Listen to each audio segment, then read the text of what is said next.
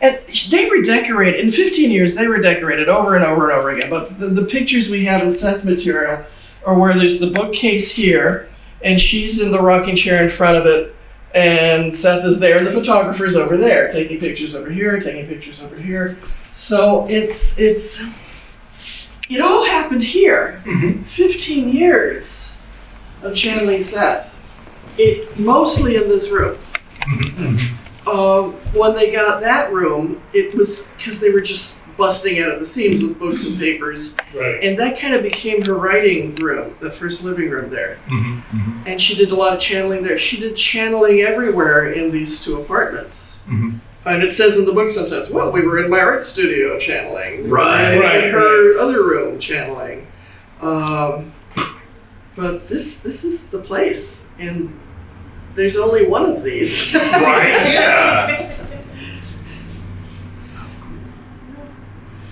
And seriously though, to be able to sit here and meditate and read the books here, it's a very special feeling, and I've wanted to share that with people from the beginning. Yeah. That this needs to be open for people who love the books to sit and meditate and read, have conversations, meet other Sethis, like, duh, let's do this. When is your favorite time to come in here and meditate? Oh, all the time. All the time. Oh, that makes sense. That makes Don't sense. tell the world, but I sleep in that bedroom most nights. Because I can, Right. You know, so I have my apartment downstairs, but I slept there last night. I had to make the bed just for you guys. I understand. Also, I sleep up in 7 too. We'll show you that one, but I sleep around, Yeah. But for Seth. For Seth. But sincerely though, I know there's so many people who feel about Seth like I do, and for them to have a place to come and to see where it happened and what happened. But for new people too may not know about Seth, that this information can help them. And that's what we want to do too. It's more than restoring a beautiful old building. It is like, how can we help get Seth's ideas out to people with positive purpose, because we know it changed our minds and our lives. And stories I've heard about physical healing are mind-blowing. I've healed my body, and I've known other people. So the world needs this Seth's information. Yeah. I mean, he was so far ahead of his time, but he's right on time. So get some Seth books, people. Yeah, and here's where the words were spoken here. How did you discover Seth? Oh, I was in college, and the strangest thing, a friend of mine, a guy named Robert, I was walking, and then all of a sudden I see him running from the parking lot, shaking a book at me. and he catches up with me. You've got to read this book. I'm giving it to you. Don't look at the cover. It's amazing stuff, and it was actually Nature of Personal Reality. And he says, it's just amazing stuff that we talked about, and I just found this, and here I bought a copy, and I got to go to class. Okay, great, what is this? And I tried to read it. I couldn't make heads or tails of it. It was just so thick and heady and whatever. And then the next thing I know, he says, I found a Seth study group. Come on! And going to a Seth group is how it came alive. And that's what we need, is Seth groups to study this stuff, for people to talk about the information. And then it's like, I understand, and we talked, and that changed my life, reading that book. I was 21 and been reading it for 43 years. You do the math. But Seth's just always been amazing. I've studied absolutely everything else I could study, but, it keeps coming back to Seth. So. It does. It does a lot. Yeah. As I said to you, I think someone actually said you could make a drinking game out about how many times I bring up Seth. Where did the book go? Yeah. Oh, I think somebody posted that in the Patreon. One of the comments or something. So I have a question. So we'll have to name a room after you or something. Like a board game, Yeah. I bet Seth talks about you as much as you talk about him. So if you had one of Seth's books that you could recommend or share with people, which one would you pick? Well, I know it's like asking for your favorite child or... No, it's not. Okay. You're like, no, I know. And I overcame the urge to just jump up and run over to that stack, but now I'll do it more graciously like a lady. That I would have to say, Seth Speaks is the one that is... he describes the universe as life, reality, and everything in the universe, and puts it all in here. And that was like his first book, and he wanted to get everything out there that he could. Gotcha. Nature of Personal Reality is the one that saves lives and changes lives and minds, because this is the one, and this was his second book that was all Seth channeled.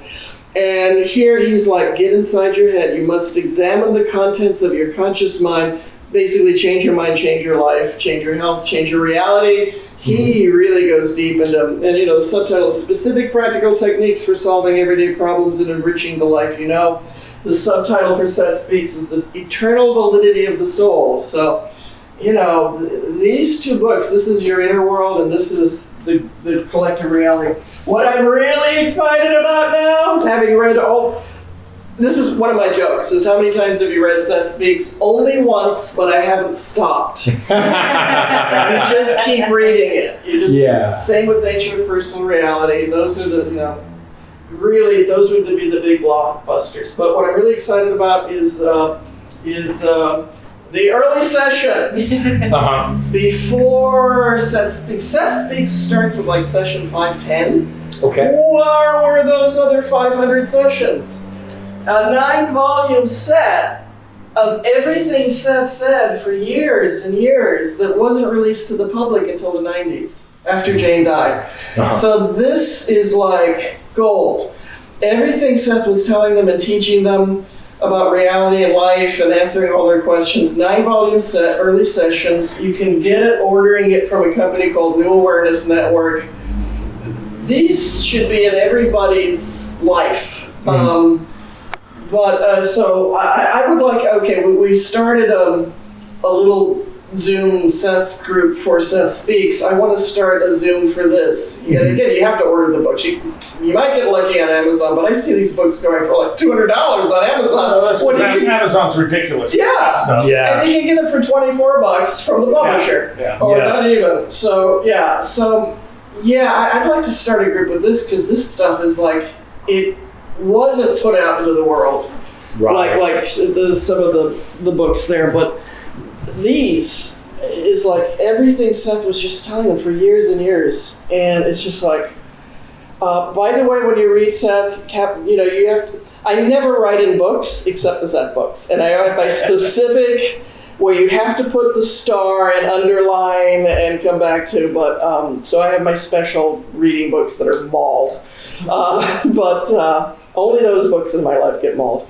But this is, I'd like to really have if you guys want to have a Zoom group for studying early sessions, call me, talk to me. We can do it. So this is like, candy. Cosmic candy. I was very anti-channeling when I found Seth. Perfect! Yeah, and perfect. So I had picked up Seth Speaks. It was like $1.50 at a used bookstore. Yeah. I said, this would be good for a laugh at some point. And just buried it behind a whole bunch of books. And I was doing research on new discoveries of near-death stuff. Yes. This is the late 90s. Actually, I had the date and I forgot what it was. But it was like 99. And here are all these scientific seeming groups talking about, and then they'd be like, and Seth said. And I'm like, why Seth? Why is it constantly Seth? What's so special about Seth? Just like you do now. Okay, yeah. And I went, where's that? I think I have a Seth book. And I started digging around, and I'm like, how the hell did it was buried behind everything on the shelf? And that stupid picture on the front. Yes. The picture's awful. I put a little cartoon of like a puppy smiling over it while I was reading it. I had to do it. It was like a cartoon puppy smiling with its ears all put out, and that was what I put over that face. And I was like, all right, what does Seth say about death? And then I'm reading it, and I'm going, this is in line with the new stuff we're learning about near-death experiences. Because the doctor I was reading the stuff from was saying that he was a heart doctor, didn't believe in near-death experiences. And he found that people who had near-death experiences sometimes didn't die, and other people died and didn't have near-death experiences. And he's like, so these experiences are real because these people can relate things out of their body that they couldn't possibly know. So he's totally, okay, this is a real thing. And then he's, and he notes this, and this is the first time it was noted that some people had them without dying and some people didn't have them. Yeah. I mean, it was always noted that not everyone has a near-death experience. But then I'm reading the chapter on what happens when you die, and he's describing exactly what this doctor is talking about. How some people leave their bodies before, some people stick around after. Everyone's experience is a little different based on their beliefs. And I'm going, he's literally describing everything this doctor is describing in 1999. And Seth was talking about this in 1963, 64. Mhm. Before, Raymond Moody's book Life Well, that was the next 76. So that was the next thing I did. It's like, okay, when did near-death experiences come into the common culture? Raymond Moody, and he's still alive. And Elizabeth. I have a plastic Kubler-Ross. I have Yes. a plastic cup that Raymond Moody drank out of, and I talked to him. And when he left the table, I took the plastic cup. That is in the kitchen in number 3. It's like one of my.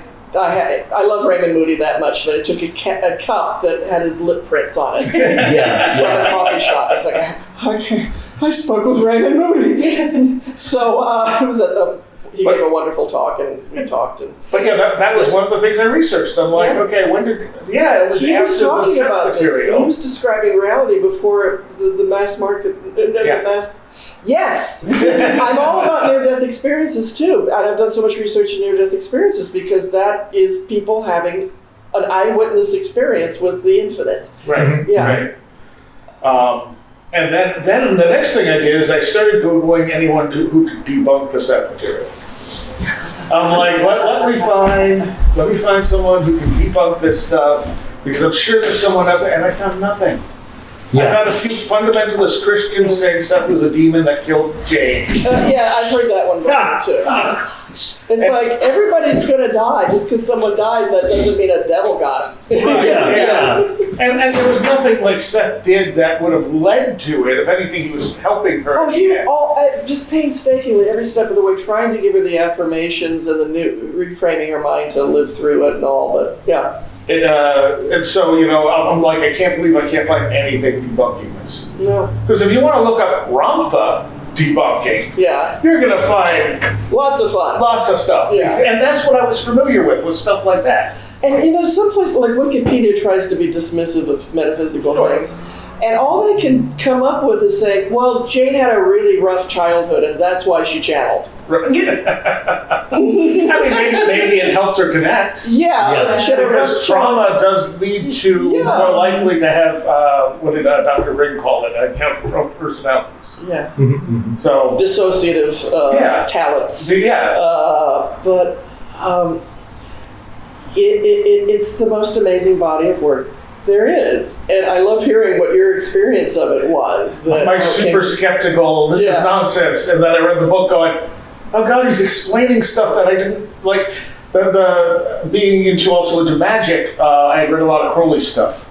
And Crowley would say, you gotta beware lust for result. And I'd be like, well, that doesn't make sense. Like, why would that, if you're focused on an idea, isn't that gonna bring it into creation? And he's like, Crowley's like, no, you gotta just do your ritual, forget about it, walk away, don't think about it anymore. And then I'm reading a chapter in Seth Speaks, and Seth's talking about how we create reality. And then we do it through symbols, through the unconscious. And you can't hold those symbols in the conscious mind. They have to drop down to the unconscious mind to create reality. And I went, oh, son of a bitch, you just explained lust for result. I'm like, okay, you win. And it's like everything he's talked about, he says it better than anyone else. I'm sorry. He does. And he backs up, other people who echo what Seth says. Or Seth echoing what other people said who maybe were expressing it before he started what he was doing. It's like they're all pointing to the same reality. And they're describing it differently. But these tips and pointers for just how to be human successfully, how to enjoy your humanness, how to create reality. I love what he says too about, we're here to learn to utilize, harness, express the energy that we are. In a way, it's a training ground where we can apply our mind and our energy to creation and to our own growth and development. I mean, that's a wonderful way to describe what we're doing. And to see it that way and live it that way. I'm learning to use my energy to be a co-creator with God, as it says. And what about you? I hired her 3 months ago. And I've been just tampering with her mind ever since. Pretty much. Were you familiar with Seth prior? No, not at all. So I've been a medium my whole life. I've been able to speak to the dead, and I've had that lovely gift, if you will, forever. And I saw Seth books, but I always thought they were self-help books. Okay. And so I was like, I read Deepak Chopra, I'm fine. I don't need any of that, I'm good. And just bumbled about my life. I just moved out here in October from Oregon. I was in Oregon for 24 years, starting my life over from scratch. Single mom with 3 kids, three boys, 3 cats. 3 cats. She has 3 cats. They're my children. So Yeah. I moved my 3 cats and I out here, and I was working with an insurance company, hating my life because I'm selling insurance and it's awful. And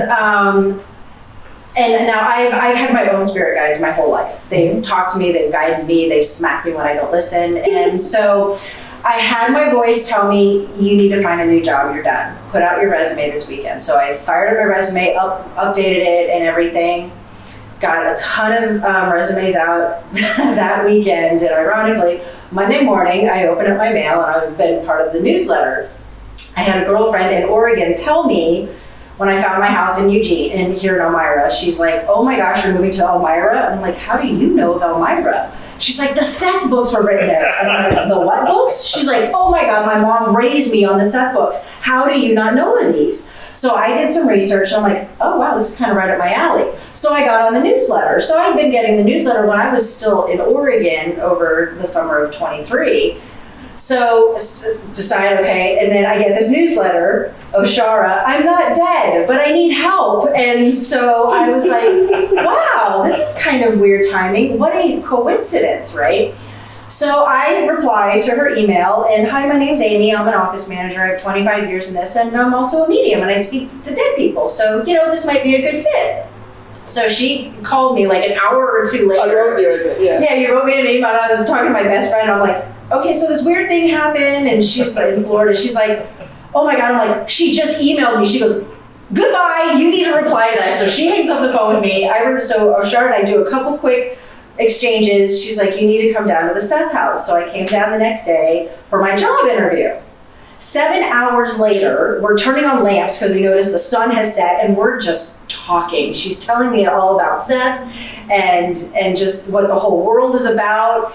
And next thing I know, I'm hired and I'm going home with a stack of books. And I'm like, okay, that was like the coolest job interview I'd ever been on. Okay, and then it started, and exactly 3 months today. And so it was December 13th that I got started.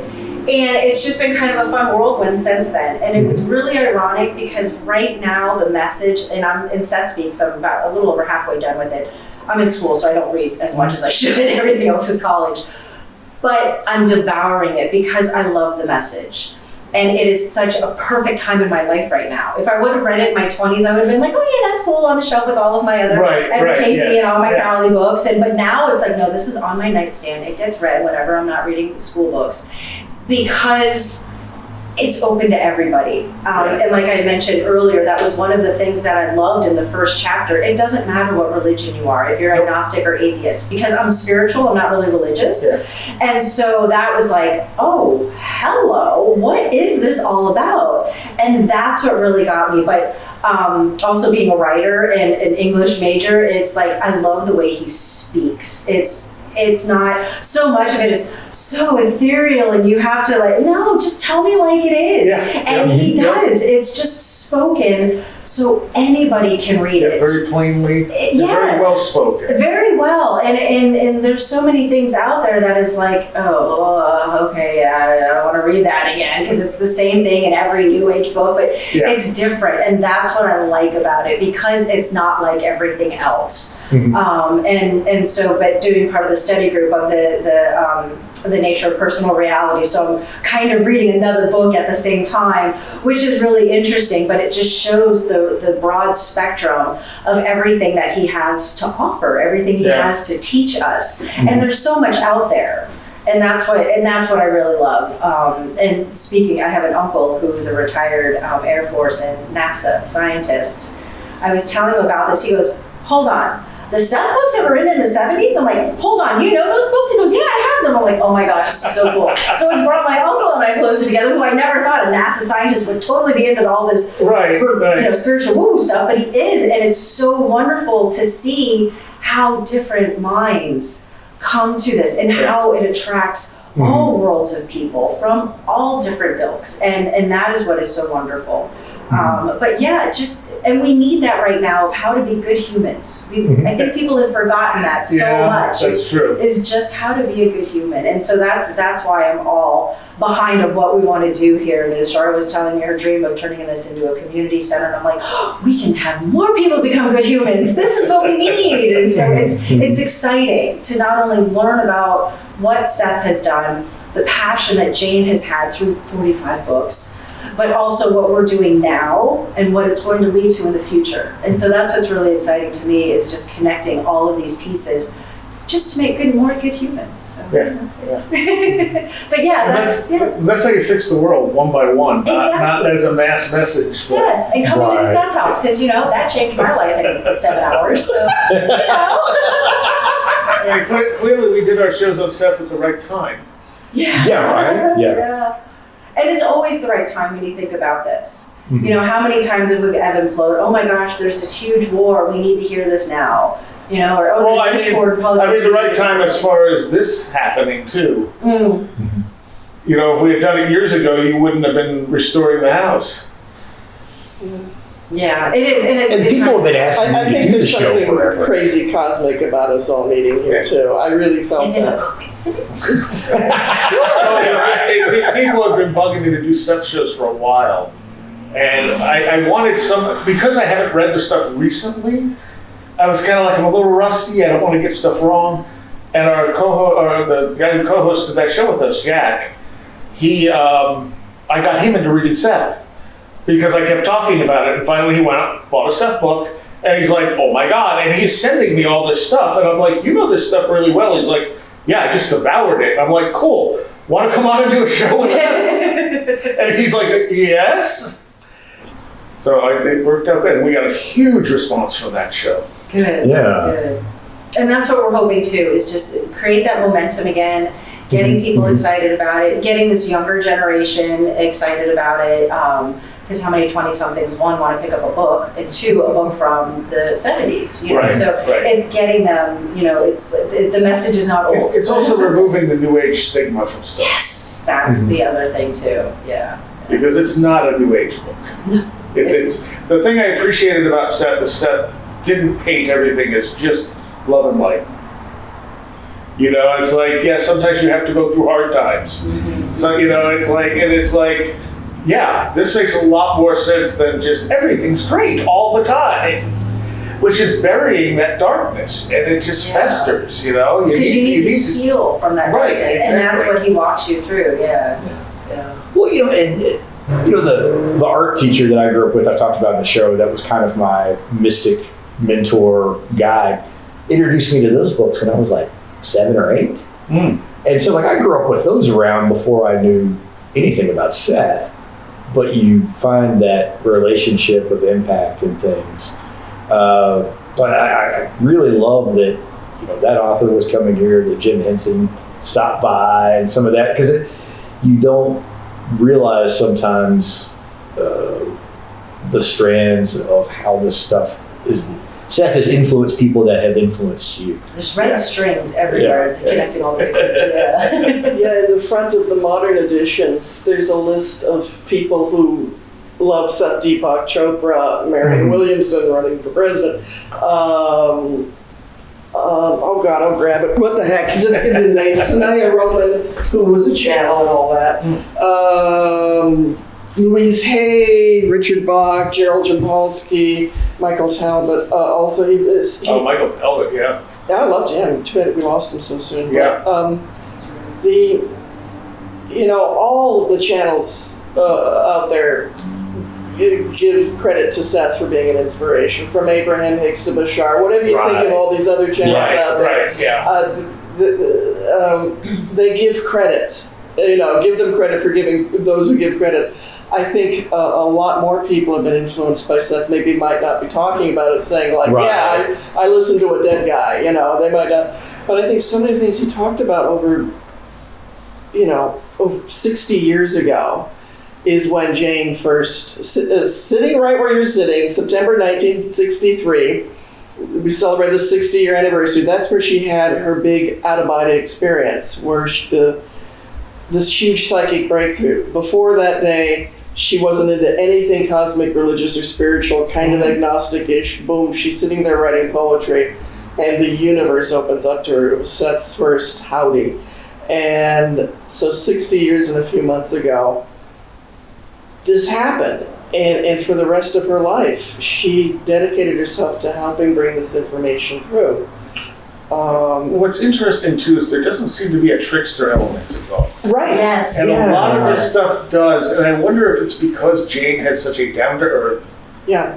view of it, you know? Interesting. Yeah, Yeah. that is interesting. I think like the trickster element comes about afterward is what it is that it's how other people might deal with the information or how other people present it and how you see And if they the want to make a fast buck, commodification of, the commodification of these types of spiritual experiences through later New Age is, that's the trickster there, I think, where it's about making money and, selling these sort of, false self, help, without really any substance to it. And I think that's where the trickster comes in. It's not like nothing was happening that was, that it was very pure in the sense of when it was emerging. But then it's like the people who are trying to keep the flavor and the sense and the feel of what was happening and what was going on. Sometimes through other people, it's like a game of telephone or how things, can just, the entropy of breaking down. I think that's, for me at least, that's where I see that coming in, is after the fact. Well, also the fact that Jane, I really like the fact that Jane did not flat out say, yes, I'm channeling another consciousness. She went, it could be my unconscious, it could be this, it could be that. She was questioning it The whole time. Her Yeah. entire life, she was Yeah. questioning what this could be. What is this? Yeah. Seth kept answering what it is, like, hi, I'm really here. But Jane's like, but what if it's? So it was, one thing about Jane, and I want to say it was such a beautiful, there were some recordings, some interviews that were audio, and there's one, not many people have heard it, but somebody gave it to me. It was, what she said, she actually sold Avon before she was selling Avon. She was working at the art gallery down the way. She worked at art gallery, but in her life, she referenced this way. It's like before the Seth stuff happened. She says, she wanted to help people. She said, and she just randomly says, when I was selling Avon, I would go door to door, and it was like I'd walk into the houses of such sad people, and they would. I could see them hoping that maybe I had something in the bag that would change their life, like just the right lipstick or just the right something that made them feel loved, Yeah. or that they could be something in the world. And it was so sad, because I knew it was just a bag of makeup. Mm-hmm. But they were hoping that I had an answer or something for them. And it was, and then she's referenced to, like, that she, I want to get the quote right, but how she said it, like maybe this, I was hoping that with Seth, that this would be what they were looking for. This is what will help the people, the sad people in houses that are trying to change their life or feel beautiful or feel like they can do something with their lives. And she says, that's why I've done this, is because it is working, it is helping people, it is giving them what I couldn't give them. Well, it did. She's so beautiful how she said, we got to play that. We got to put that on our YouTube, because it was I started to cry when I heard that. And she said it. Yeah, and Seth had mentioned that he chose her at the right time, and that might be why, because she was at a point in her life to where I want to help people. People need help, and so that might have been a full culmination of everything, why he came to her when he came to her. Because I know that was always a question as well too, because you have to be ready for it. You have to want to have that help, and she did. You can't fake that kind of sincerity. Mm-hmm. You can't fake that kind of heart that wants to, how can I help these people? And That she wasn't charging for the sessions. Yeah. They made some money from the books, but not, they weren't monopolizing it into this commercial enterprise where, come see her channel for $100 a piece, Right. She wanted to live a quiet life and just do this work, and it was no look at me. She did do some interviews when Seth's material came out, and she didn't like that. So she just, she did what she had to do with those some interviews, and we don't have recordings. Things were live back then, and they didn't record some of these interviews. But somewhere in some archives, there's got to be some of these interviews that she did. But no, she was real. She was good. And what Seth said is just mind-blowing, and I've never heard a voice like Seth, human or non-human. And this is, I'm just so excited that you're all in this room here and we're talking about this. I don't want to talk. I just want to listen to you guys. I'm just like, feed me what you feel about this stuff, because I already know what it means to me. Tell me about you. It took me out of a dark night of the soul type of thing. How? What happened? I don't know. I just got super depressed. My life is weird. No. I don't even know how to explain it. So, 6 years prior, I had been told to find a person. And I was given all the information down to little details. A spiritual experience about finding a person, or were you a hitman? What is dream communication? I will get dreams that have information in them. So I was given all these information points. And over the years, I've learned to pick out when they're information dreams and which points are important. And so I had all this stuff, and I'm like, I don't know how I'm supposed to find this person. 6 years later, completely by chance, I find this person. And I'm like, oh my God, you hit every single thing. Yeah. And I feel like once I got to that point, I was stuck. Okay, I did the thing I was trying to do for 6 years. Now what? And so I almost had lost a little faith in the universe, even though the chances of me finding this person were 1 trillion to 1. And so I was like, I don't know, I got really depressed and really just sort of lost. And that's why I was looking at near-death experiences and stuff, hoping to get a little inspiration from that. And then I found the Seth stuff, and that just picked me right up out of it. So that saved me, literally. Well, things come at the right time. Same thing with me. It came at the right time in my life. I am now open to reading this as I should. So it's the same thing. I had knocked the dust off of mine, but And I had to get mine shoved in front of me. So And then just the more I've read of it, the more I've been like, oh, no, that makes sense too. Okay. And then, I also follow science, and new discoveries and stuff, and it's like, none of this contradicts Seth. Yeah. I almost want someone to write a book saying, okay, here's what Seth said, here's what the science now says. And Seth, I think, I think he inspired a whole generation or generations of scientists who are going the direction Seth was pointing to go in. Right. And they are talking about probable realities now. Oh, yeah. They sure weren't in the 60s, 70s. People were not talking about probable realities. Now, quantum physics and all the rest, it's like... The metaverses that we're hearing in Hollywood, right. It's like, wow, wait a minute, he wrote about that how long ago? And oh, hey, look, it's really the society. And the web, it's just like a web that is connecting itself. And I'll say too, Seth saved my life. I mean, I was suicidal at 21. I was suicidal way back, Yeah. And what he did with, changing your inner world, it works. Changing your inner world. I mean, he's what saved my life time and time again. And so many other people too, I think. But he's really giving the techniques for changing your mind and your life and your health. Yeah. But again, though, everything he talked about, I can start seeing emerging on some of my favorite YouTube conspiracy documentaries. Hello, God help me. I was like, wait, that's kind of seeds of Seth in there when they're talking about reviewing what some ancient history and building ways of building things that Seth talked about that seems crazy out there, where you're saying some of these ancient advanced civilizations that lived on your planet could build things because they had the sound frequency, not just to lift heavy mass, but to practically turn stones into foam, and then they could reshape the stone and then make it hard again.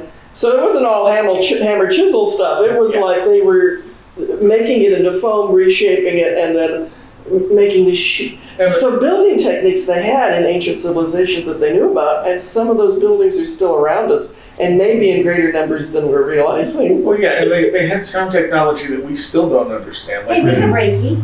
We have rock and roll. I mean, music is sort of sound Is it technology, healing? if it's actually, you're right. But he's talking Now we can about fish a carpal tunnel. That's about all we can do. he's talking about some precise sound techniques. Well, there's the temple to Quetzalcoatl. That if you clap your hands at the top or at the bottom, whichever, on the other end, it makes the sound of the bird that's sacred to Quetzalcoatl. We have no idea how they did that. Yeah. The ball courts, where you could talk on one end and hear it on the other hand. And of course, there's tons of stories about like Tibetan monks being able to levitate blocks and stuff Yeah. using sound. And we know we can use sound to do that stuff, but we're using it, I think, in a different way than they used it. And We're I using think- it with our high-tech stuff. And I think Kind of there's, adjacent to it, but not, yeah. I think there's voice, but I also think there's ancient tech that they had. So there's a lot of people talking about sound tech and history that Seth talked about first. There's a lot of people talking about rewriting ancient history in different ways that Seth talked about, and the sciences. He talked about everything, where now it seems like there's people today that maybe are taking the ball and running with it, but he's the one that handed them the ball. Yeah. Or they, of course, are accessing parallel lives where they participated in some of these things too. And he talks about ancient cave paintings being Yeah. multidimensional. Yeah. And I think right as Robert was taking the notes is when they found, is it Michelle Cave? No, it's, what's the cave? It's on the border of France and Spain. Yeah, Yeah. that's the show. Michelle, okay. Yeah. Which when you look at it, you're going, yeah, I can see how that's a multi-dimensional image that we just can't see all the dimensions of. And then they found cave paintings older than that even too. So, Yes. yeah. Yeah. And so, and also a lot of this stuff may have been done on hallucinogens where they were able to see different things while they were making these paintings. Yeah. Well, and that was a lot of it too, and that's what the Native Americans believed with the opium and the peyote is to, it wasn't to, oh, let me get stoned, it was to let me release myself from this earthly world so I can get to a higher plane. You know, now our drug addicts take it to a totally different level, but it's like that's what it was Just meant maybe the to, wrong is direction, to kind of untether you from the world a little bit. And that's just it. And they saw things that we can't even fathom now, you know, Yeah. because we're so stuck. You know, we're now stuck all with our materialism and our technology, and as wonderful as it is, sometimes you have to completely unplug We've to got to get balance the it. true meaning. Yeah. And I like that Seth gives techniques for how we can free our consciousness. Just here's your consciousness, free yourself as is. You know, I've tried the drugs in life, and I much prefer like no drugs. Let's if you can only find reality with drugs, then I don't want anything to do with reality. I mean, then it's a stupid reality. You know, it's like, and Seth is saying that it's like first you need to know these places exist, and then then you can get there. He says, I'm trying to tell you, there are these other dimensions. Yeah. And that we are living lives in other dimensions right now. As we sit in the room where Seth spoke, there's parts of us that are having completely different lives in completely different dimensions. And there's an interactivity, always vibrant and alive, interacting with all these other selves and higher self. And just to know how expansive we are, that we are multidimensional in ways we're just beginning to imagine. But he's saying, go there, open up to it. Here's how. He's giving techniques all over the place. He says, just knowing it and imagining it, you can start to open up to receiving, being. I love the quote. He said, becoming free in time. That we can be free in time, free of space. Our consciousness can go these places, consult others consciously. It's like, well, why don't we all do that then? Right. I'm on, count the end. So this is like reading these things, especially early sessions. He kept like dropping one bomb after the next. Like, just read this paragraph and start to feel it. And you can feel the doors opening. I would always have weird, if I read a lot of stuff before going to sleep, I'd always have very strange dreams. Oh, I love to read before I go to bed. That's one of the things that kind of, because then it works on your subconscious level. Yes. Yeah. Yep. Yeah. But I like how he even talks about deja vu. It's like he'll go into these really in-depth things, and then he'll mention something as simple as deja vu or dreams. Right. And it's like, oh, wait, okay, now you're talking to my normal level here, but that's just it. That's how he can pull you to, because everybody has deja vu. And that's I always, said it a few minutes ago when you were talking. oh, Really? see? Yeah, And very that's- strong. Tell us about it. I don't know. It was just there. and that's just it. And so I love how he mentioned that. I'm like, okay, wait, he talks about normal things too. Yeah. You know, and Yeah, in our yeah. dreams and how we can go to different dream states. And, Right. you know, and if you've studied dreams, you know how important dreams truly are. Mm-hmm. So when he starts talking about dreams, I'm like, oh wait, now I'm really listening, you know, let me read that paragraph again. So, And a lot of people dismiss dreams, especially in this culture. They're just like, oh, they're nothing. They're nonsense. Mhm. And sometimes, sure, you dream you're at work. Okay, that's nothing. That's your Just to give you a subconscious break. dumping that stuff out of there. But what would most happen if we dreams, put that last movie, that third book, and that life experience all in one? I played this video game before going to sleep, and now I'm playing it in my dream. Okay. Exactly. Right. But yeah, he's on about dreams in a big way, like this Yeah. the interconnective thing. Yeah. Well, you both had mentioned that you had spirits in your dreams to where you had a task to complete. So, yeah, it's Hey. important. I was telling her about like random dead people showing up in my dreams these days. Or, Okay. you know, just because I think I mentioned that, we probably talked about that, what, 2-3 months ago? Where like somebody's dad came and was like, hey, I need you to call this person. I'm like, why are you coming to me to ask me? And I'm like, what are you doing here, Steve? You know, it's like, hey, I need you to call my daughter. Okay. You know, I'll send him an email, you know, or something. But yeah, I'm like, I think that maybe I was the closest person that he could get to that person. So who knows?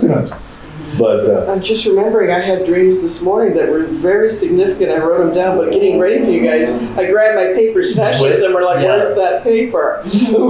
Because it was really significant, but it had to do with, you guys are coming over, and I had dreams this morning that were significant for that. I better find those. What often happens to me is I feel like every time I wake up in the morning, I'm given my to-do list. Like here's what you're doing today, and I'm doing the work here. That's not surprising, but it's like sometimes I'm told don't do anything this day. I might have a to-do list that's like, no, you're taking this day off and just read and tune in and meditate. Like, thank you, thank you, dream dispenser of my to-do list. Dream boss. Yeah, my dream boss. Yeah, but.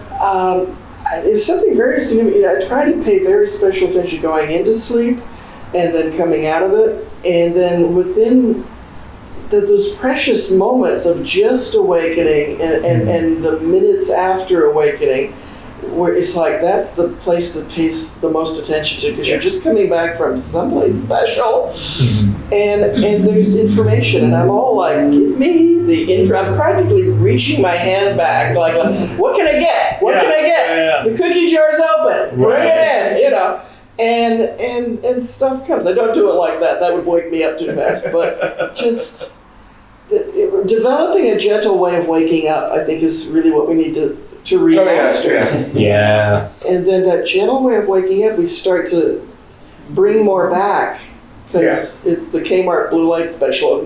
Get everything in the cart, bring it back. No, gentle. But yeah, this is a very special time. I mean, and there's so many different realms of dream. Because you also have things like sleep paralysis and you know the hypnagogia, what's the other one? Hypnagogia? Hippie gaga, hippie gaga. And I've had dreams where I thought I was awake.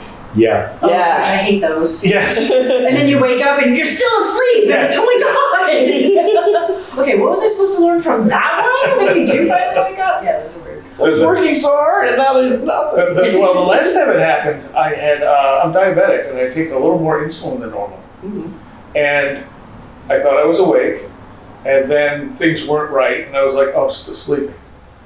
I'm like, wake up, and so I wake up, and things were a little more wrong, and I'm like, damn it, and then I'm thinking, Which world? well, things kept getting weirder and weirder, which was kind of interesting. Like I was fascinated by it, but at the same time I'm going, I hope this isn't my body dying. Like, am I dead? Is that why I can't wake up? Why am I rehearsing my Sounds like wake up? you're going deeper every time instead of like coming up higher. Yeah. And I'm like fighting just to wake up to make sure I'm not dead. Yeah. Because otherwise I would have stayed there. Because I would have explored it more. But I was actually concerned. But you got back somehow. And I was fine. Yeah. Or at least you think you did. Yeah, I think I did. But then this could all be part of that dream. You know, but we're here to tell you something. That would give you time to, You've been dead for a while. Yeah, but you've been doing a great job. So we didn't want to end it just yet, because,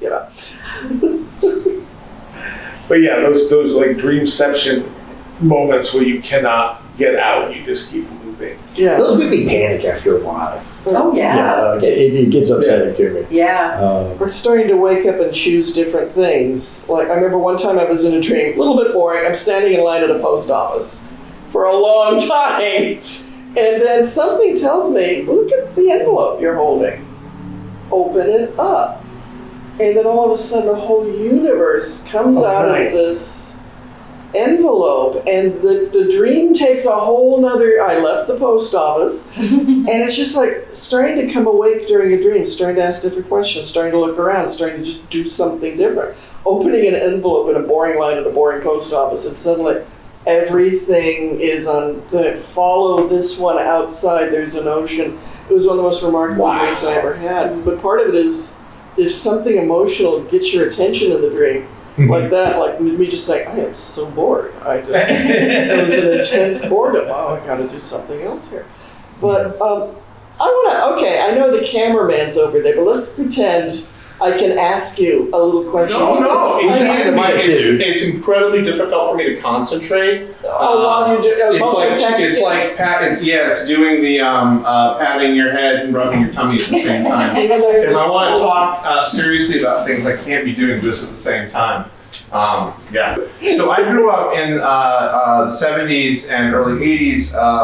My parents were followers of Meher Baba, who's an Indian mystic. And I know who he is. I grew up, I lived in Ojai, and there's a Meher Baba center there. There is absolutely. And he didn't talk much, this guy. So it was he didn't talk much at all. Seth spoke, Meher Baba In didn't. fact, he didn't speak from 1925 until his death in 69. Oh, wow.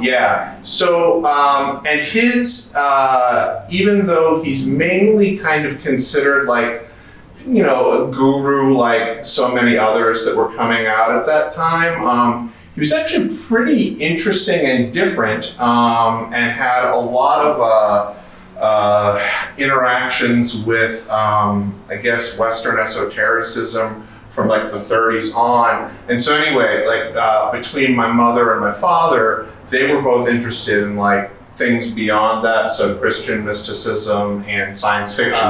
And so there was many things that I sort of got an early exposure to in terms of like mysticism and 20th century mysticism and stuff like that. So one of the thing that I particularly find interesting about Seth is that I think the Seth material, a lot of the things that you all have been talking about in terms of the cosmology of the soul. A lot of that not only aligns with some of the really more obscure stuff that people don't know about that Meher Baba talked about, but wrote about. That's the vernacular of growing up there. Everybody, all the people who call us Baba lovers always talk about. Baba said, he never did. He wrote it. And he wrote on a tablet too. He wrote on a tablet too, but he was interpreting a lot of very obscure Sufi and very old Vedic cosmology, which is very similar to a lot of the stuff Seth was talking about, as well as there was not just him, but there's a whole slew of these folks, particularly in Southeast Asia, that would have experiences like Jane did, have these sort of reach an apotheosis or have this spiritual experience that would change them. And there was, from this sort of Sufi Vedantic lineage of information on why this happens, there's this very like specific reason for it, being that Seth would have been what would be called an involuted soul, so like a soul that has gone through evolution, and then has now gone to the second journey that we go through once we've hit this point where you can involve, and it's like going back towards reaching a point of oneness. But a lot of the things, the specifics that Seth is talking about, have to like very much resonated with me with these things that I read from these, weird saints or obscure saints and mystics that talk about sort of a spiritual hierarchies of, these different, for all intents and purposes, more involved or advanced souls that can come back and help or do have the possibility to do that in a very similar way that Seth did. So what I'm trying to say is that I always felt that, at least in my reading of Seth, in the same way that I feel about certain other people that were essentially coming about during this time between like the late 1800s and like the mid 70s, that were getting like they were tapped into something, or there was something that was bleeding through that has very similar qualities to it. I feel like it's interpreted through these different people, so you have Jane Roberts as one person who it's coming through, and then you have, Meher Baba, and then you have, Gurjeet or Edgar Casey maybe. There are only a few people that I feel have stuff that, for me at least, resonates. And so the Seth stuff, I was just looking at it again before we did the show, and I hadn't read it probably since I was in my teens, and a lot of it was really still, like, I was really surprised at how much of it not only still, was resonating, but how much of it, again, and looking at it, I'm like, oh, I hadn't thought about things in this particular way, and this is, this is great. Like, there's so much more I can find again in here that's going to reinform, as I'm trying to, put these pieces together from my own past and things that I've learned and figure out how, the world works. That were very important. So I was very glad to be able to, through the show, reread it. And, I have a PDF that I read on my tablet, so I have a bunch of stuff highlighted. I don't mind doing that on the PDF. That's my story. Fine one. I don't have any specific, so there is, if there is a particular figure, and this is just because I grew up with it, that has some sort of like involvement in my life, it probably would be the figure of Meher Baba, but I don't really I haven't had any experiences where I feel like a particular entity or consciousness is interacting with me, or doing something, or even, I guess, through synchronicities, sort of sending me something. So I don't have any particular, I guess, like connection in that way to the Seth material, to Jane Roberts. But for me, there's certain people in the milieu of spirituality that there's something intuitive about me that I like trust them. I trust it, or it seems right to me.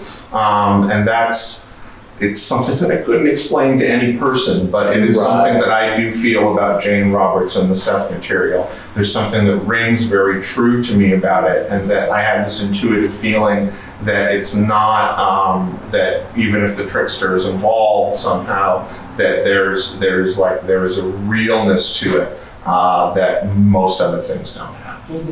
That's a good way of putting it. Yeah. Thanks. I couldn't have done that. I couldn't have even thought about that if I was still trying to make sure I was filming things. Well, you should turn yours back on. Yeah, I'll turn mine back. So I'm also worried the battery's eventually going to die on that. All the batteries will die. We have a battery drawer here with lots of batteries if you need them. We're proud of our battery drawer. There's only one ghost, luckily. She doesn't drain batteries, so we're good. There's only one ghost here? Yes. Okay. Her name is Rose. She likes to be called Rose. Okay.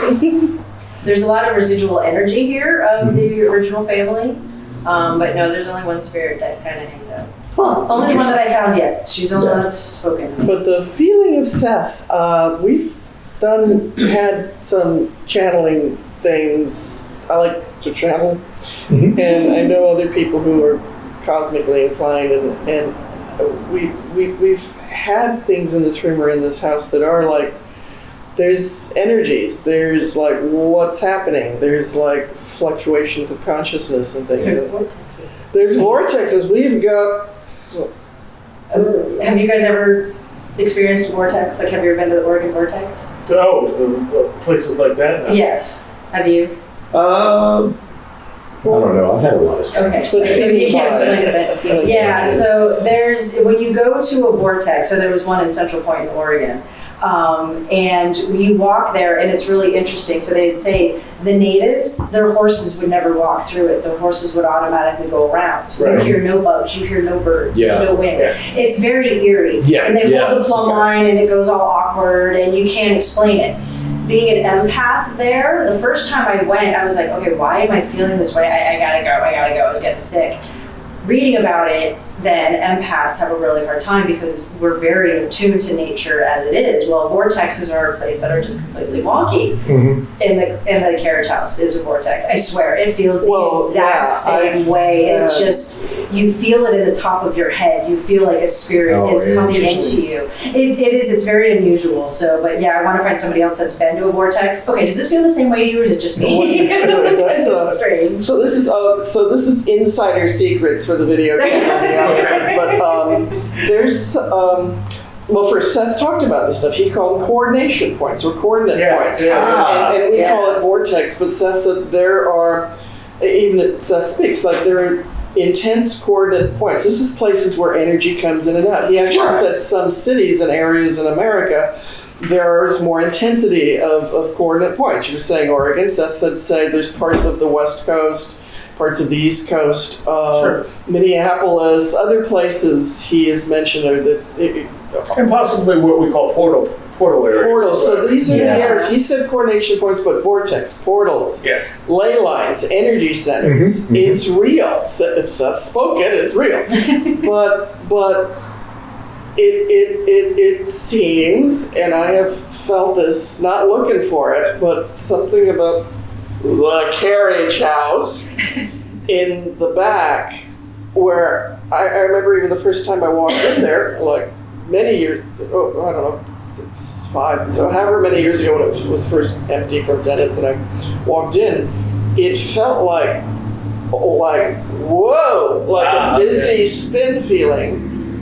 And then other people too saying, tell me if you feel something in here. But I think, yeah, Amy and I have really had some, what do we got here? I mean, what's the care and feeding of a coordinate point vortex? Do we lay out chocolate? Is it like the fairies? Do you put a cup of cream out every now? What do we do? Yeah. You Yeah. know? And it's Yeah, been, but once you do that, you can't stop. That's the downside of it's like, that, yeah. yeah. Then they want more. They You're want more. happy, and then it's You expected. gave me some Well, dark before. chocolate, dang it. Yeah. So we're not going to feed it that way, but it's, there's energy. Maybe we should.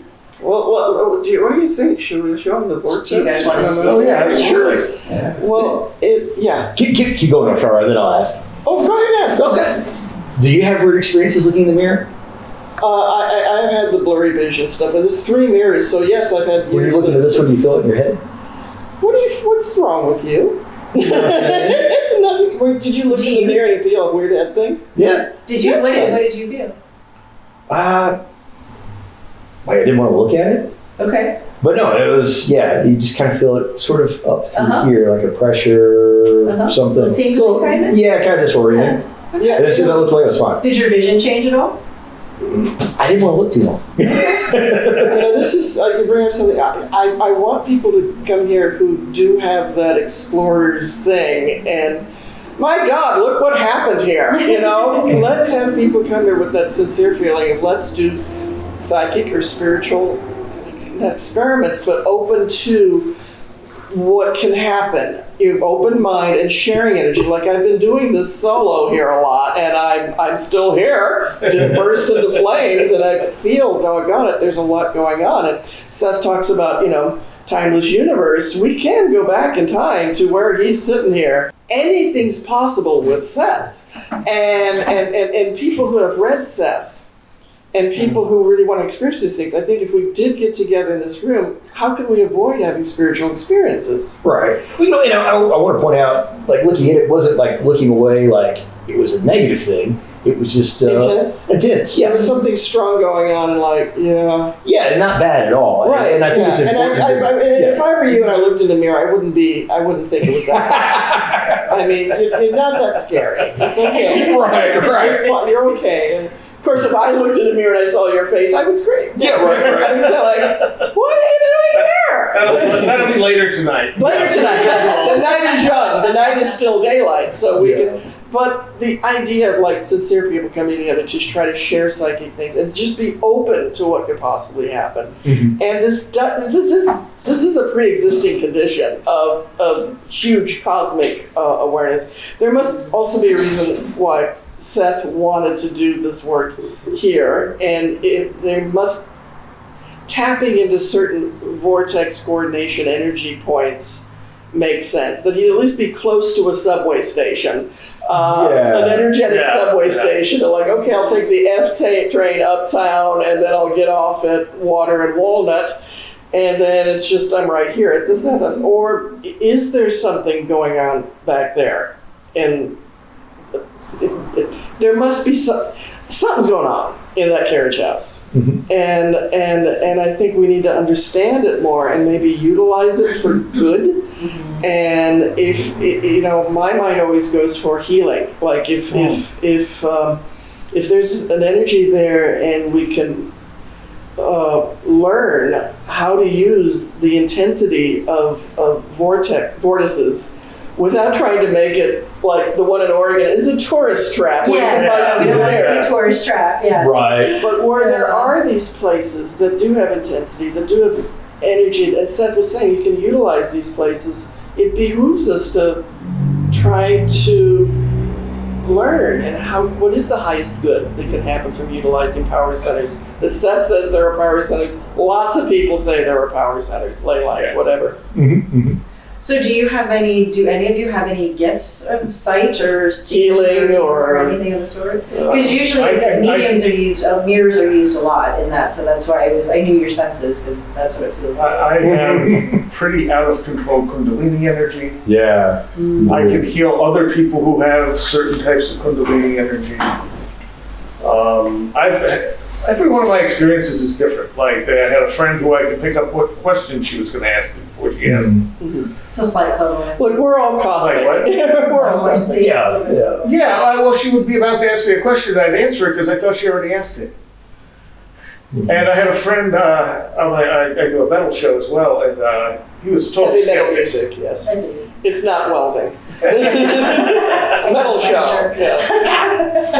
That was great. I got right into the hat. I do a metal show. And he was like a math major in Cornell. He was a total skeptic of all this stuff.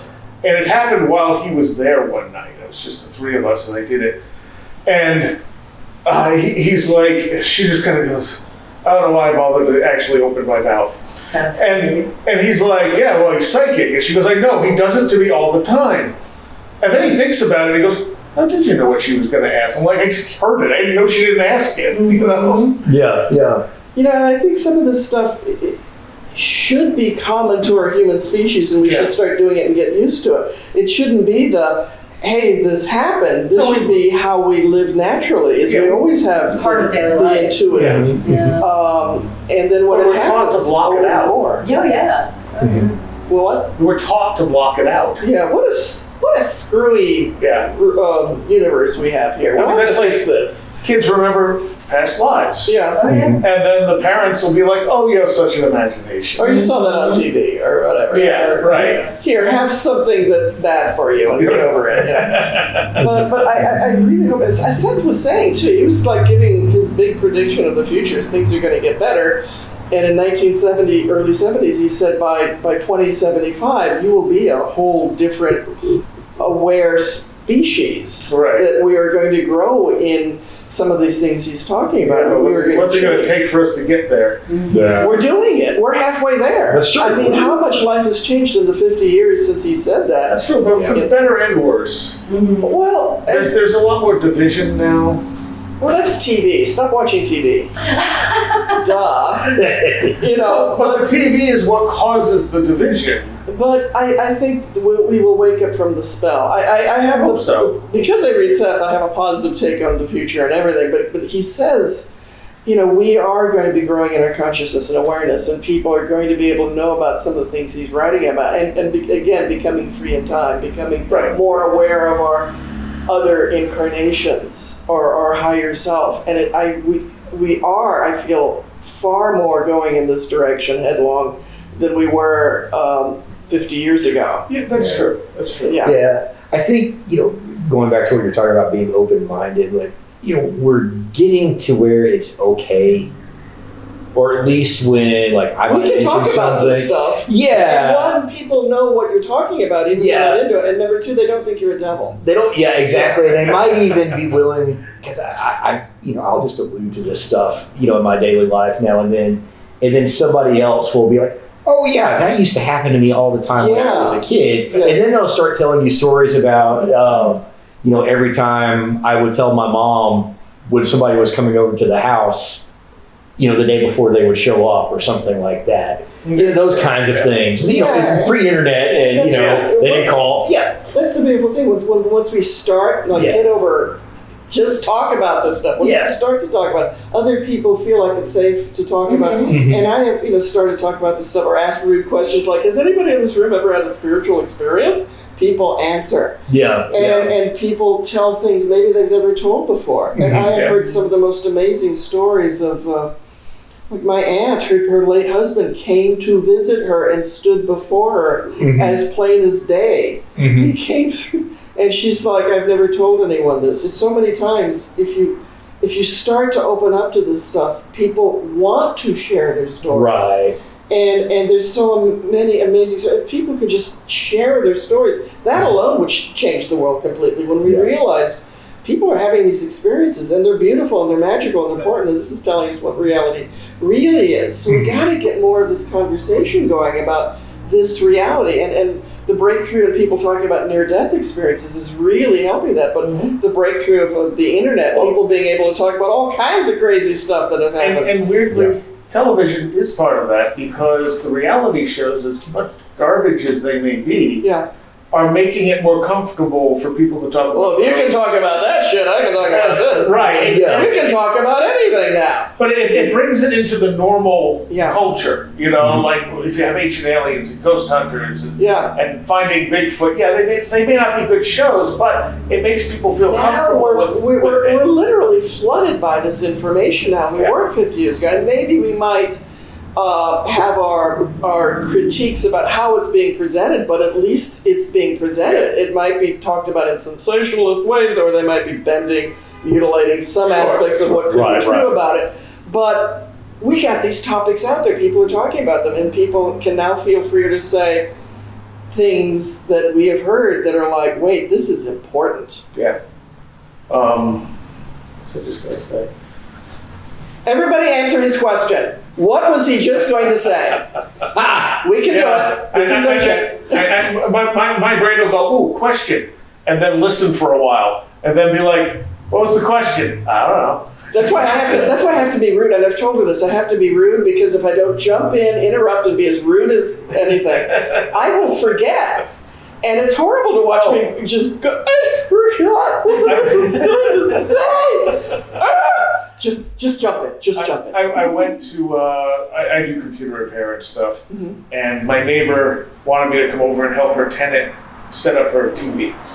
And so I'm over there, and neither of these people have any idea. Is this what you forgot and you remembered it? Yeah. Thank God. I was just in pain. So neither of these people knew that I do anything with the paranormal. Yeah. Like, at all. How can your neighbors not know with all the light shooting out of your chimney? Go ahead. I'm sorry. Ignore it. So I'm over there, and I'm trying to get the TV set up for her, and she's out of the blue goes, I see UFOs over the lake all the time. I love her. What a great name. And I went, yep. I'm like, that happens. And the other woman that owns the place is like, wait, what? And I'm like, and she starts Googling it, like UFOs over Cayuga Lake. She goes, oh my God, there are UFOs over Cayuga Lake. And the woman just starts talking about it. I'm like, how did you know to tell me about this, Yeah.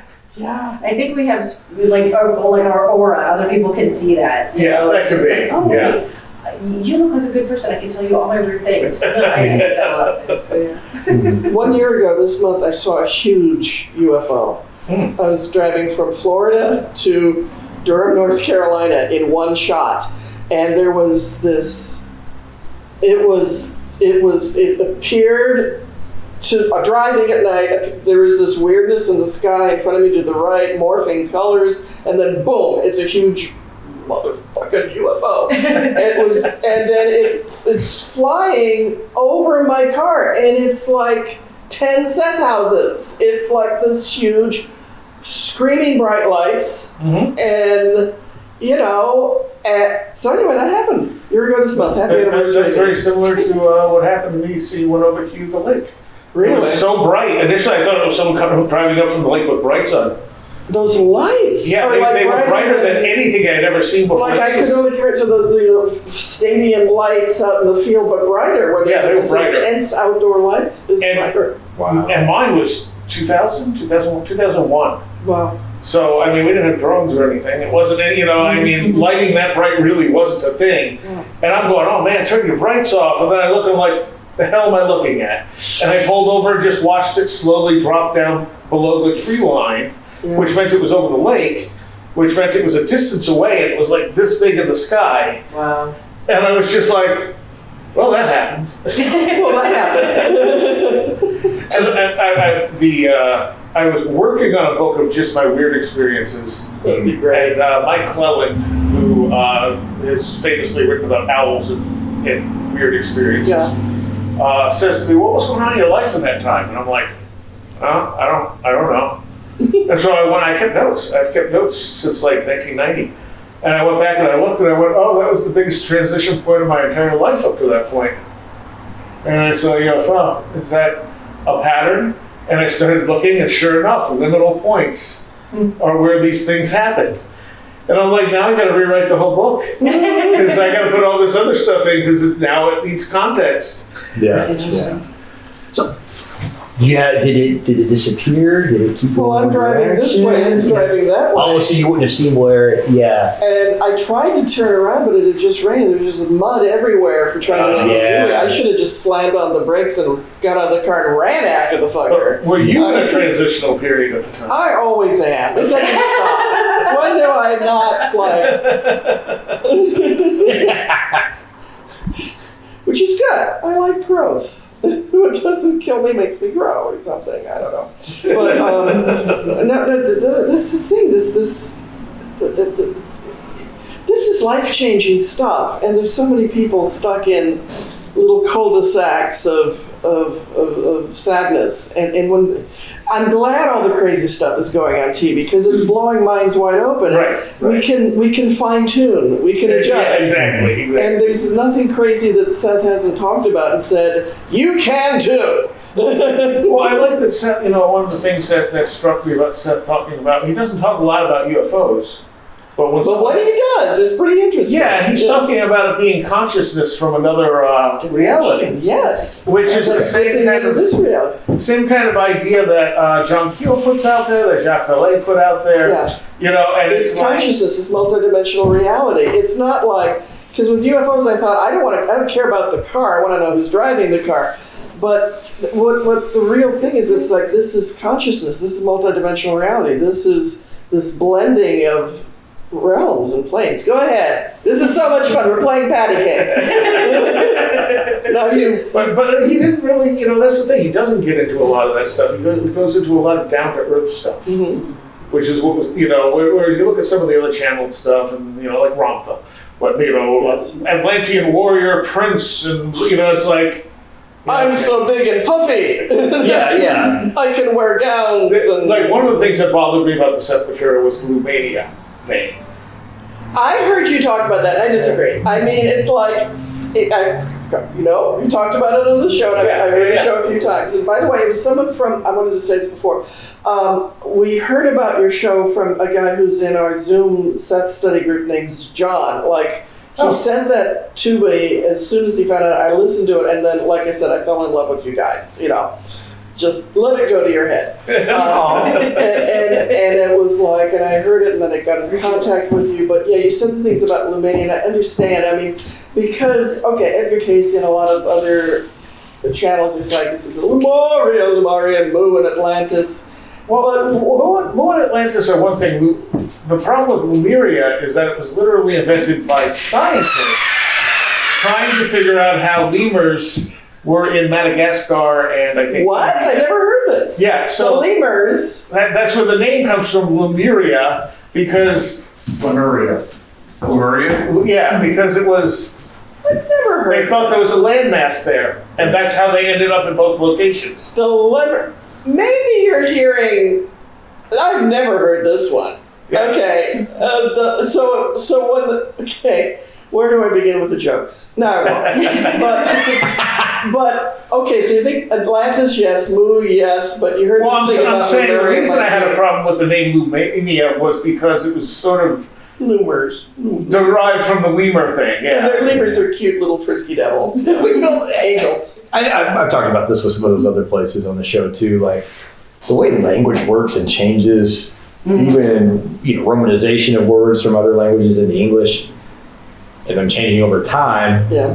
It's also possible for Seth to let me use a name that is going to have some resonance for you. Yes. And I think that he explained it when it was happening, when he was reading it, because Rob actually interrupted to say, wait, you spell this Lumania, but do you mean Lemuria? Rob even interrupted to say that. Okay. And Seth said, no, the spelling I gave you is correct. And yet something about, yes, I understand that there's that other word, but that's something else I'm talking about. He's talking about a civilization that was underground. Right. That was the Lumanians. But so the origin of Lemuria theories traces back to 1864 when British lawyer and zoologist Oh my God, he Philip backs it up Lutley with facts. Scottler proposed an idea in a paper titled The Mammals of Madagascar. Yeah. He backs it up with facts, but then all these new... I wanted to make sure I was right. All right, I'm glad you're telling me this too. And so that's where he's a land where these little critters came from. Right, well, so they exist like in India, and they exist on Madagascar, and they're like, well, how did they get just to these two places? They took a UFO. Plate tectonics? Well, but this is 1864, so they didn't have plate tectonics. 18 sailors. They didn't know about They that. didn't know, yeah, well, Well, I that's was what like, I they mean. still had them, but they didn't know. Sailors who were looking for girlfriends no matter what they looked like. So they proposed that there must have been a land bridge between the There's two. something there. And so they called it Lemuria because that's how the lemurs got back and forth. And Seth has said our Earth plane has changed so many times, and Yeah. we've run around. And there were so many other species of physical beings that aren't here now that may have been back way back. Right, and we when. haven't discovered any. Thousands of extinct species. Yeah, and some of them were us. Hello. Hi, I'm a blue conehead, and I'm from here. I also And here's want- my girlfriend, the 6 foot tall Lemurian. furry lemurs. But yes, Seth was describing with the Lumanians, a civilization that basically was very proud that they moved in underground and they dug out all these tunnels that are Right, still right, yeah, all over the yeah. world. All these huge tunnels all over the It world. wasn't the idea. That reminds me more of the ant people legends. Yeah. They had people, and then I was thinking of Mount Shasta earlier when we were talking about vortexes and portal points, because that was where the Davos and what were the people that lived inside Mount Shasta named? Well, I was thinking more of it's. But the ant people's a lot of The indigenous. ant people, I think there's a lot of indigenous, like South Central American. Yeah, that's right. Yeah. Arizona, all around Arizona. And I think But also Mount in Shasta was certain Saint parts of Germain with a Africa, purple light too. I and a think there's, hologram. and it's the same thing. Ant people, these people, underground people, have come out and sort of That's helped another in tourist times trap. of crisis before. It's fun, but yeah. Well, what's really interesting too, if you just study climatology, and I'm a huge environmentalist, and so we have gone through climate change. This is like the 7th global warming we had. Oh, We that's just a catch out, accentuated it. yeah. But they have found that when these global warming events have happened, people knew to go underground, and so that's when all of these were built. So they're finding that these are thousands of years old, yes, because we've had numerous warming phases. So the first warming phase, the people would migrate up to north. That's how we became out of Africa up into the the Green Belt, now Europe. But it was the same thing as when these warming events happened, they dug underground because it was cool. And so Right, it's like the humans knew how to adapt. It's like, where did we forget our adaptability? I think part of it all happened at the same time. We lost our spirituality. We forgot how to do all the ancient things that we were taught how to do, moving rocks with Reiki sticks. Right. But it's just like we've forgotten all of that, but we have to somehow get back to it because we still have that knowledge within us. We've just put all this other garbage in front of it to where we've forgotten it, so it's all still there somewhere. And you have places like Cappadocia and stuff in Turkey that are huge underground cities. Yeah. And they try to date it to like Christian time periods, and it's like, now the Christians may have used them, but these are way old. Christianity's only 2,000 years old. I think people seem to forget that. And there's things like star forts too. Have you heard of star forts? No. Oh, I'll tell you later.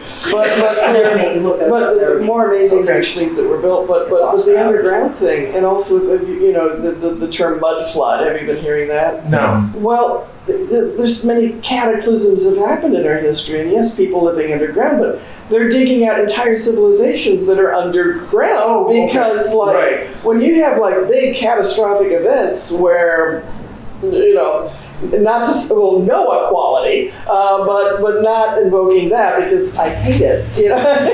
Take that off.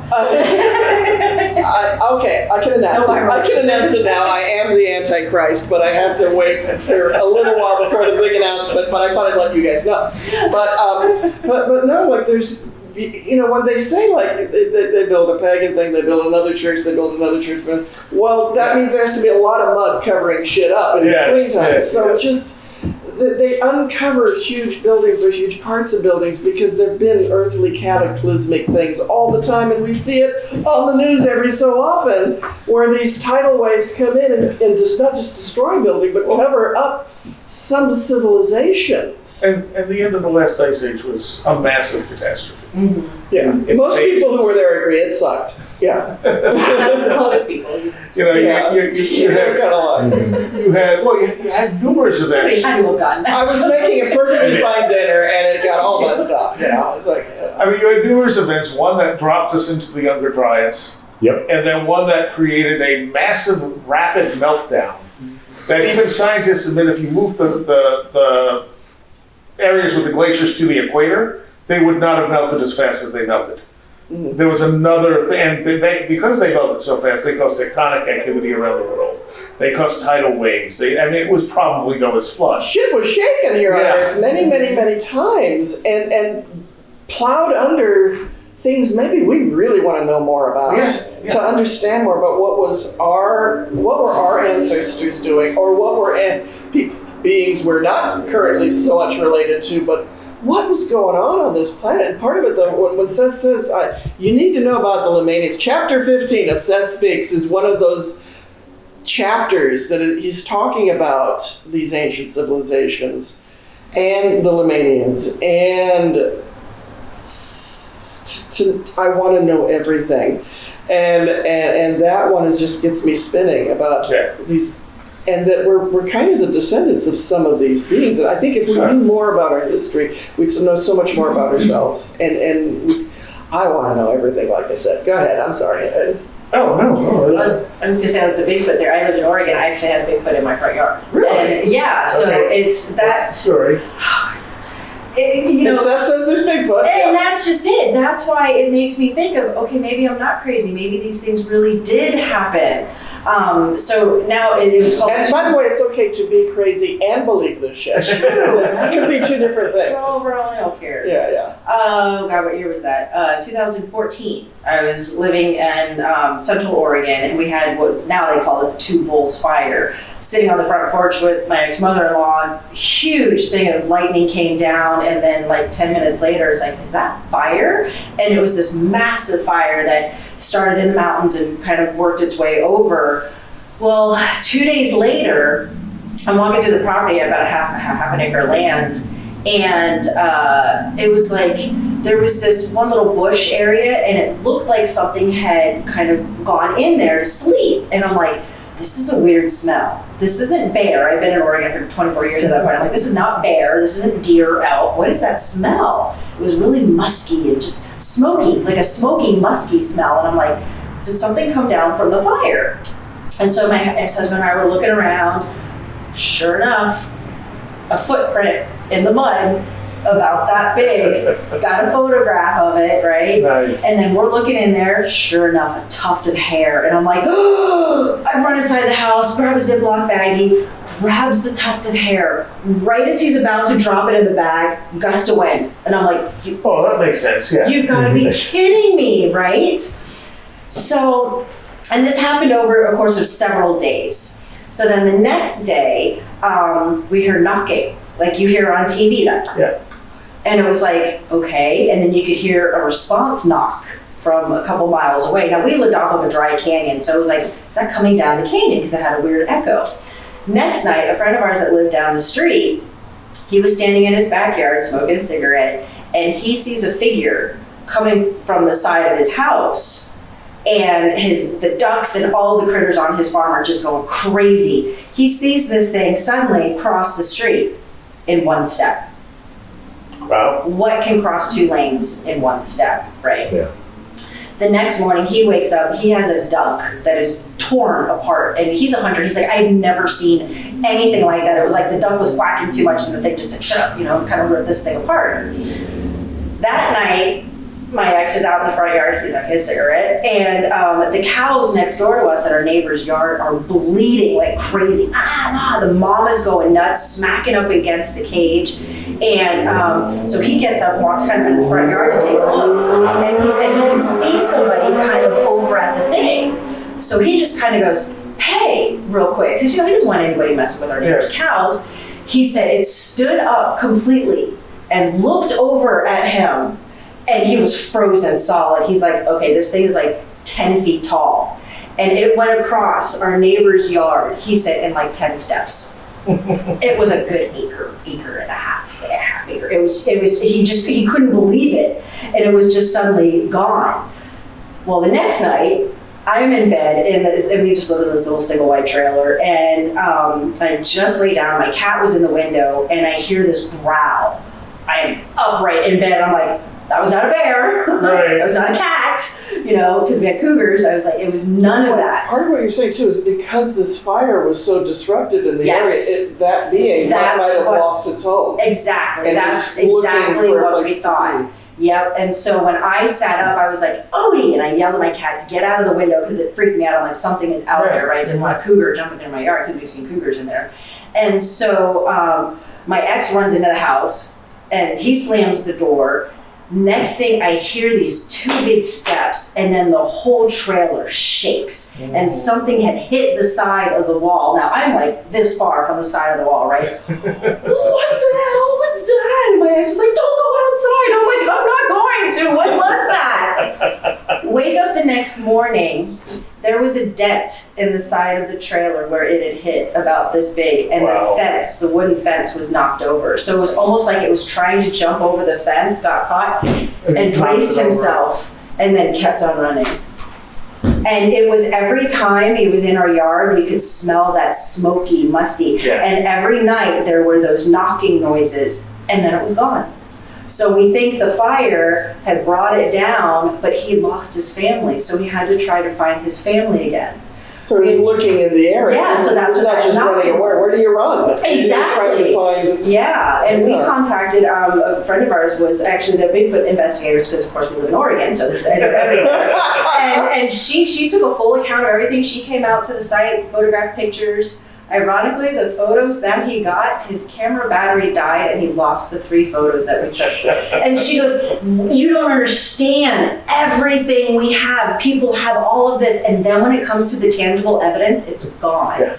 Because we're not ready for it yet. And that's what I believe, part of reading Seth, I'm like, we're not ready to hear these yet. I'm ready. I know, right? There's plenty of us are, but the whole world, but it's coming out more and more. And that's what I like about this. These stories are happening more and more, so people are realizing, okay, thank you, Marvel, there is a metaverse out there. People are gonna start listening. And that's what makes it really interesting to me. So yes, it's like, there is a Bigfoot. I know there's a Bigfoot. Well, and beyond that, there's so many shapes of beings that come out wherever you are. I want to meet all of them. How do we not know what Oh my else is on this God, planet? the oceans and Oh yeah, the oceans have tons of stuff that we have no idea. Oh, yeah. They're almost completely unexplored. Yeah. Yeah. Mhm. But let's go to Mars. It's all good. Let's go. I mean, I'm all for going to Mars too. No, I'm not even down in terrible. And the thing with Bigfoot is that a lot of Bigfoot stuff comes across as very paranormal. Yes. Well, just like all of this does. Yeah. And so one of the theories I've thrown out there was that of the wilderness poltergeist. Because when you get poltergeist encounters, you get all the stuff you just described. The knocking, Yeah. footprints, Oh, yeah. things like that Yeah. are all a part of. So maybe the energy of the fire was disrupting something that projected what you were. Oh, it wasn't a spirit. Yeah. No, I know It's a spirits. I physical talk to body. spirits very well. It doesn't have to be a spirit. But yeah, but there's different. No, this was definitely an actual Body. physical thing. Okay. Yeah, no, and that's what I was discerning because I would sit outside at night and I would have a talk because it was old native land. So I would talk to. There was a Native American man and his son that were still there. I talked to them all the time, and they would tell us things that would happen, and Right. which was really interesting. But that's why I had to sit outside. Okay, what is that? It's not a spirit. It's not a demon. It's not a ghost. I've exercised things. I've cleared, cleansed, and I'm like, this is something physical. This is something tangible. And then every night something else happened. We're like, oh, it was a Bigfoot. You know, it's like I know ghosts and demons. I talk to them all the time, but no, this was What? Demons?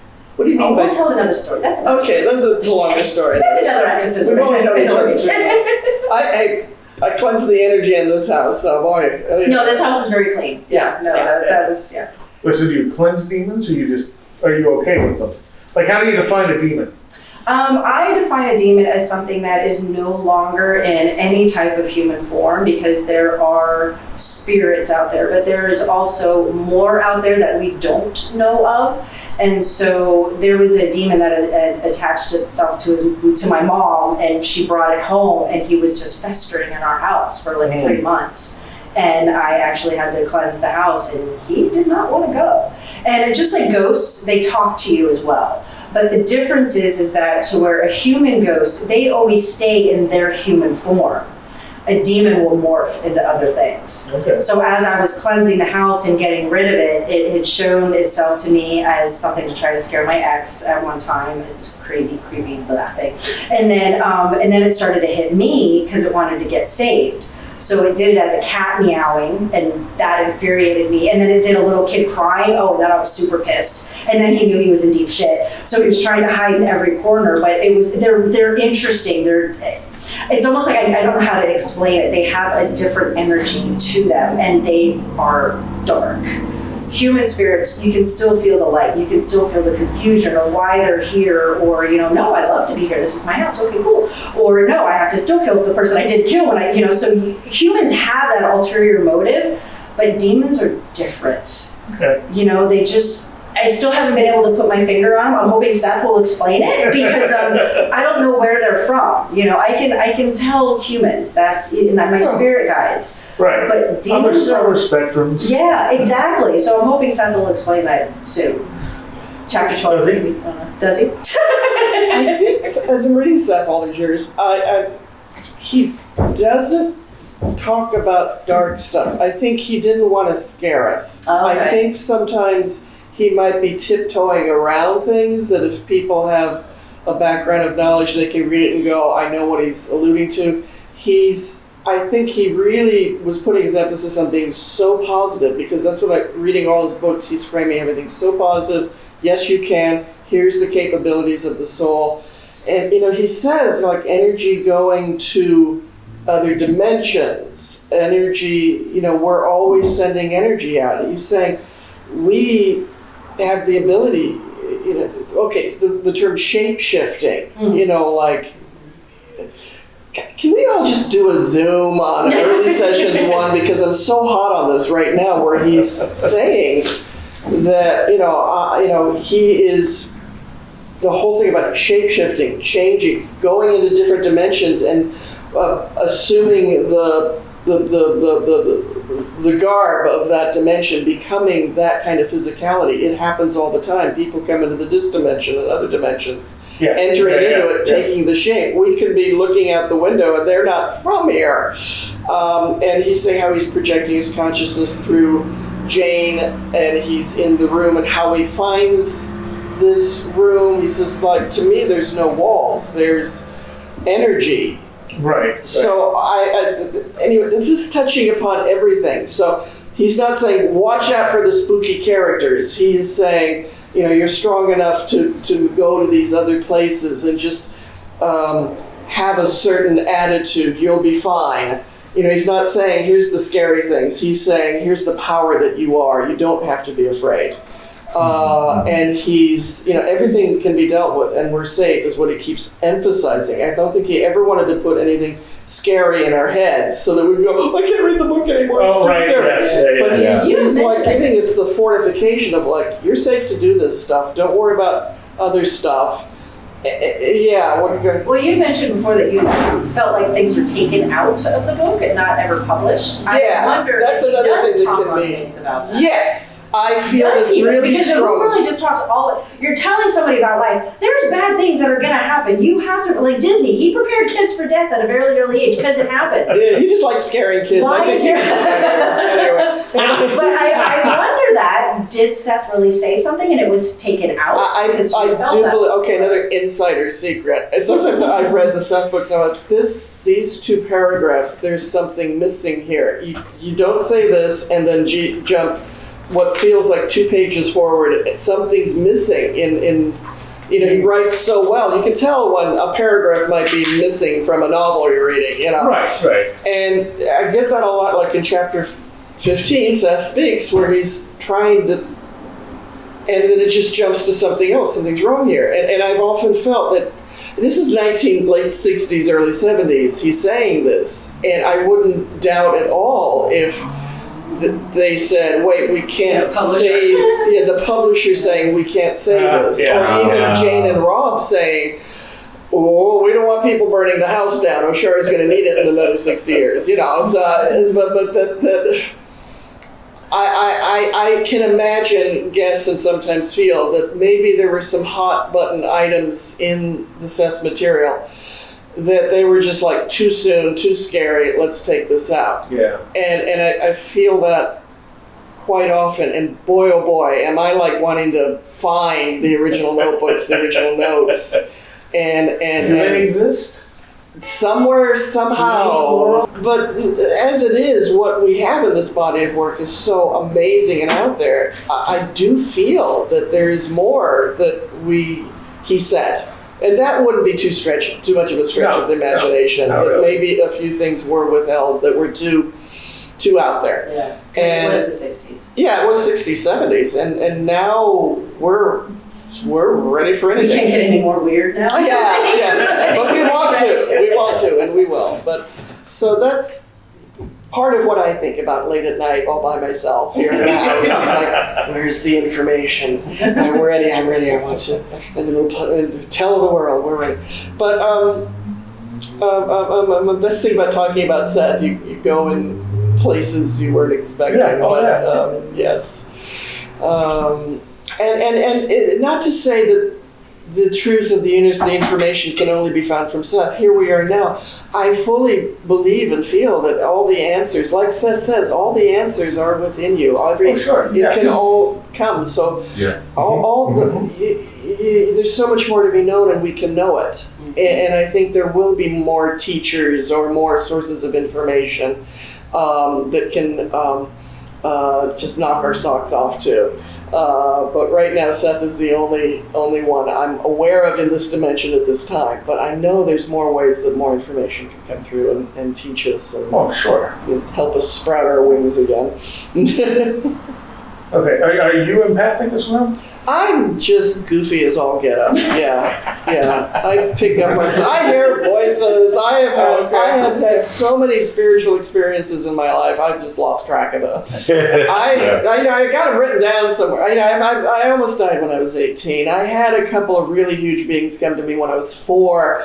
I've voices, guidance, and I've done a lot of things in my physical life that are out there, but the spiritual thing, I have invisible friends, and so do you, yes. But and I channel, and I get, like, I was guided to do this crazy shit. You have to be to go through this, some of the crazy things humans do, they have to be guided or they'd be smarter than doing what they do. And Okay, so now my question for both of you is, what do you pick up from each of us?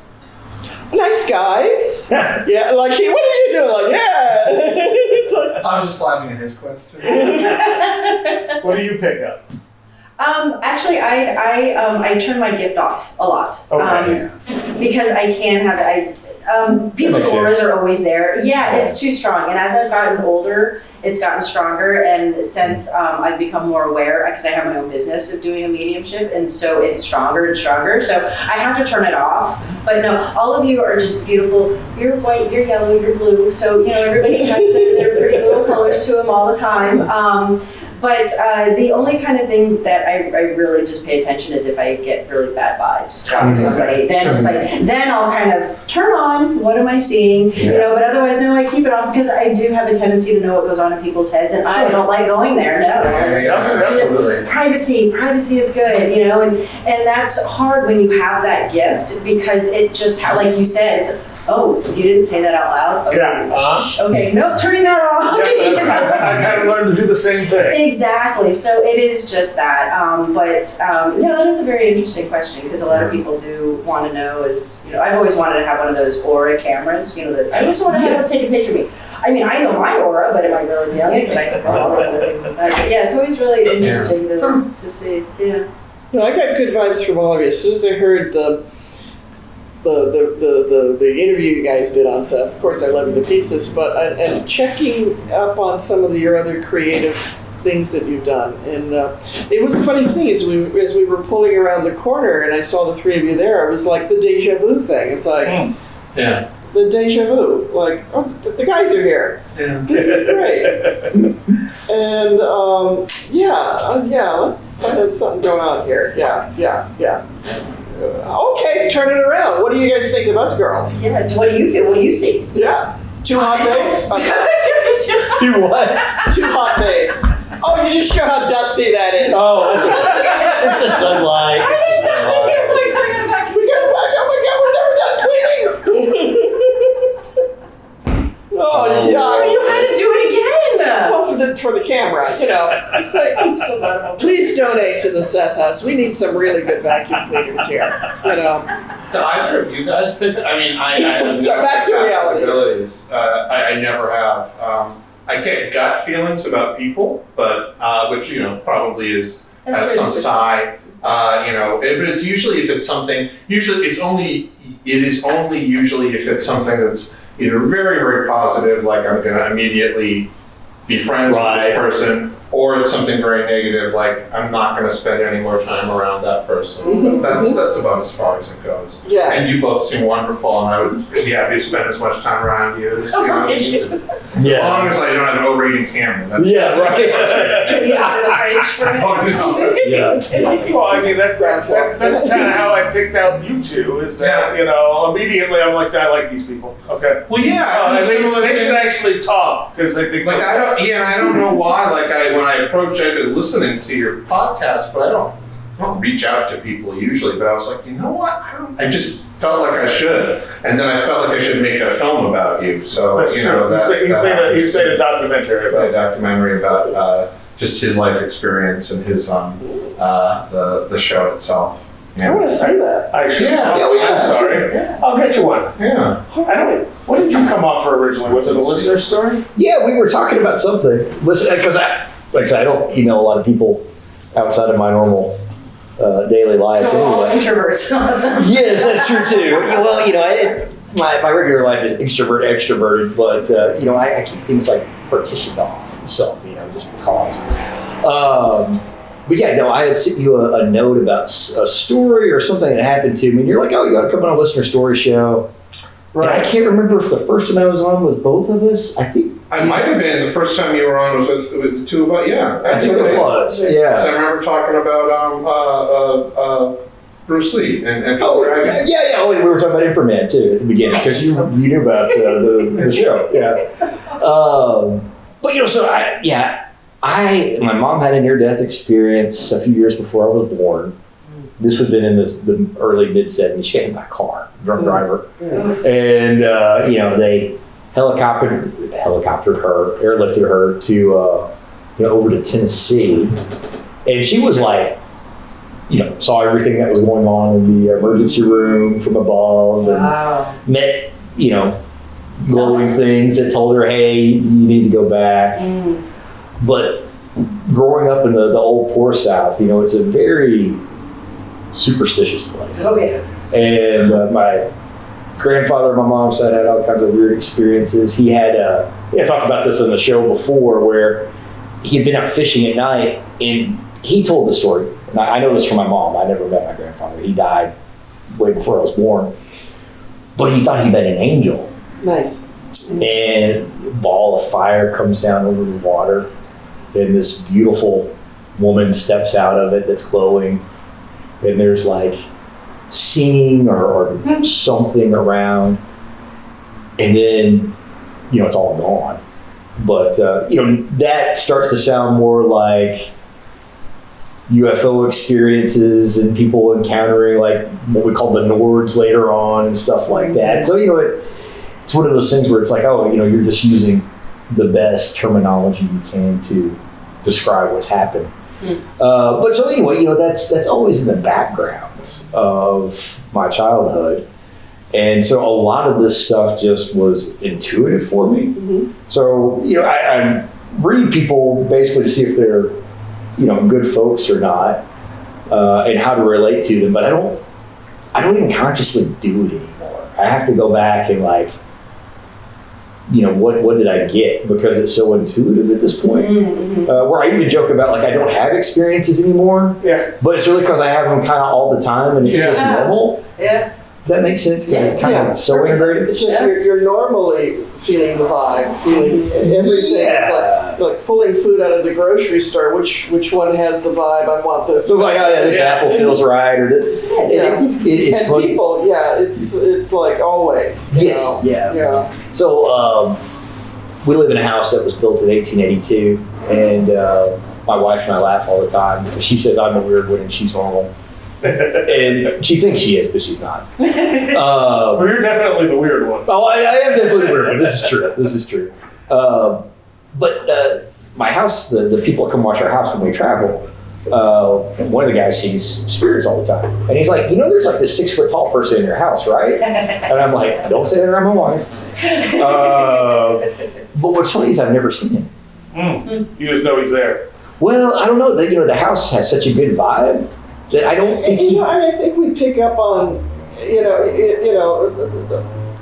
get 5 intuitive people together and they'll see 5 different intuitive things. Right. Because we're resonating, we're picking up on what frequency we want, Yeah. But then if something is there and everybody sees it, it's like, oh yeah, that's a big one. Yeah. So there can be different reasons why different people see or don't see things that we're choosing to direct towards what we're more in alignment with.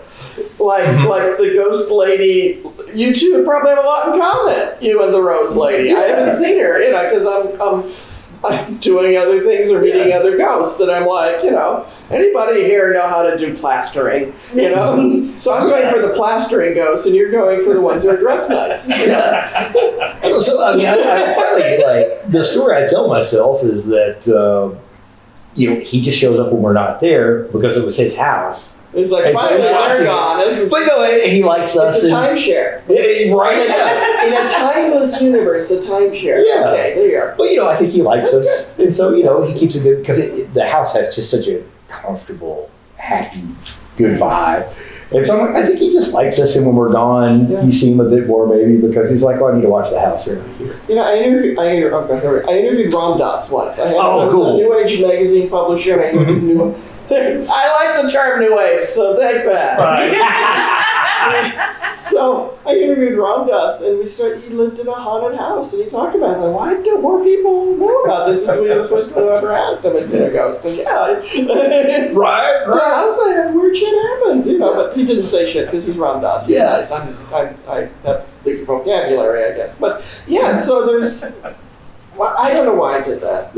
We're talking about ghosts. Ghosts and people can have invisible friends. And is it the house or is it you? Mm-hmm. It depends. Sometimes it's the house. There's And so that's not too. I'm sorry, everything comes back to Seth. You know. Yes, I do know that. The whole thing about space that has known a certain energy for a while, it might not necessarily dissipate. Like you use the thing, you might have a doll or a figurine on on a table for years and decades and whatever. There's still going to be the imprint of that thing on that shelf, even if you take that away. Right. And no less with humans that are consciousness filling up a space. That's why it took a few years to kind of clear the energy of this space. Now, the thing about clearing energy, I don't know what I'm doing.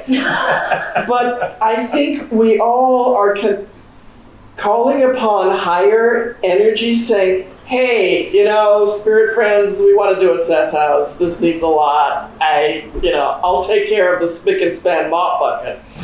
But, and a feeling of just wanting to bring your own light to a situation. How do you clear a space? The positive intentions, calling on friends, realizing it is a team to clear and make an energy. 7 years ago, something positive. The vibe here was horrible. The vibe here now is great. And part of it is, this has been a journey of me learning. How do you clear space? And part of it is just be the light you are and bring your light to every room. And also, like spirit friends who know how to do this, help with.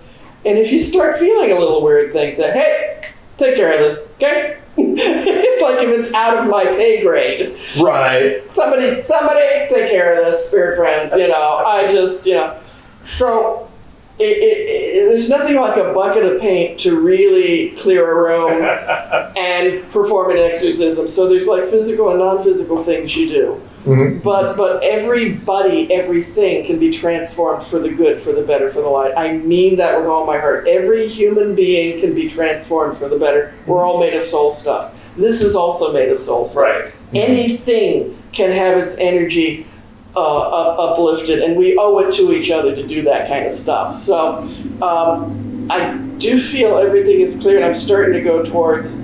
There's something back there that is a really high, pure energy. Maybe it was clogged for a while. We're talking about the vortex again. Okay. That maybe, and it's still daylight, so maybe we should walk out there. And I would love to feel. I would love to feel you. No. Help me really quick, Amy. Help me. To see what you feel. That's it. Yeah. How to perceive anything as you wander back there. I'm gonna take that one. and like, okay, it's daylight, so we don't want to go out there when it's dark because you'll scream, you'll cry, and then we'll laugh anyway. But energy. We are made of energy. Everything is energy. Yeah. So one of the big things we're all doing is, as Seth says, it's about understanding and working with energy and getting better at it. And we're all supposed to grow up to be co-creators with all that is. So it's like, we got to do our homework, kids. I'd love to find out what if you're game. Oh, definitely. To walk back there and we'll get our fluffy keychain. Fluffy keychain of the keys to the kingdom, and go back there and just see what you feel, or no, feel what you feel. You can see or hear. Yes. Go to the inner senses, or what do you say? Anybody say something?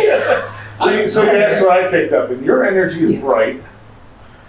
It's also very grounded. Yeah. Me? Yeah. I was going to say the same thing. A lady earlier said that. Compared to, go ahead, I won't. Well, grounded, that's a better way to put it. I can receive that. I want to be that. I aspire to the ground. You're authentic. Oh. Yeah. Oh, very much so.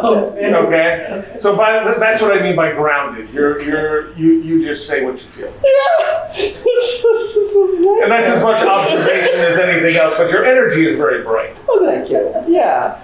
And like I'm so compulsively honest, I can't shut up. I can't. There's nothing. I am guileless. I don't know what a guile is. I just like say things. I can't. I'm just right. I have to be honest because I have no other skills.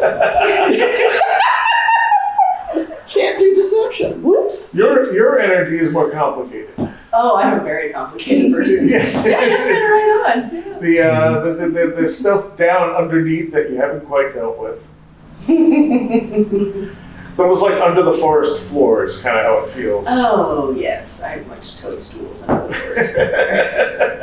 And I don't know, that deja vu thing was definitely connected to you earlier, so I don't know what that was. That is interesting. Yeah.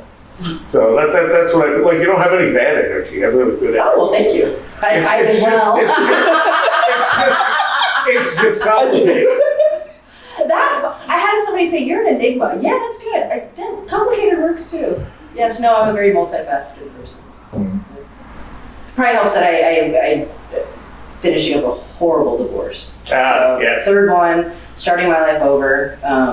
So this is the reawakening of Amy. So it is. It's perfect that I'm here now too. It's just kind of funny how everything happened. Like me just landing in Elmira, New York, when I've been to New York once in my life. So just landing here. So everything happens for a reason. But I do need to say, we did a channeling. She's an amazing channeler, by the way. I believe it. And so she was channeling the Because you're so Oshara. honest. How could you not be? I know, right? Exactly. Because you're not sitting there thinking like, was that really what they wanted to say?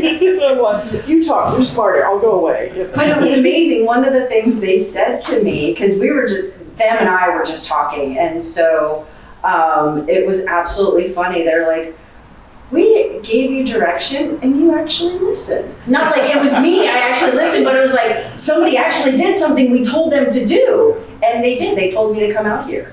And I'm here. And I'm here. So it's, that's why I was like, good things are meant to happen. But I have learned to listen to that intuition so much because my life has been absolutely crazy. So it's like, okay, no holds barred. I'm listening, spirit guide. You're telling me you're going to New York.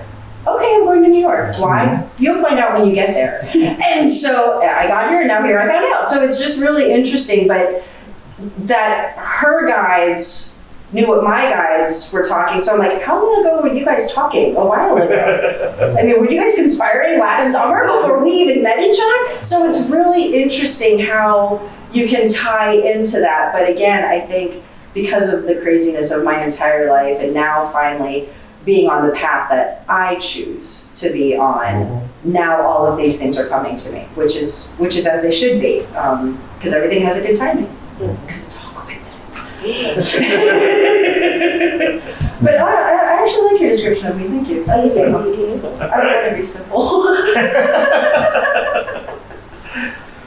And I think there's a lot of communication with all of our invisible friends or higher selves or whatever. Yeah. That is part of I think we're all so important we can't imagine it. Everyone who's physical, that's what's the thing I got when I had my near-death experience when I was 18 is like how important everyone is, how loved everyone is, and how watched over, guided, cared about everyone is. And here's what they said to me.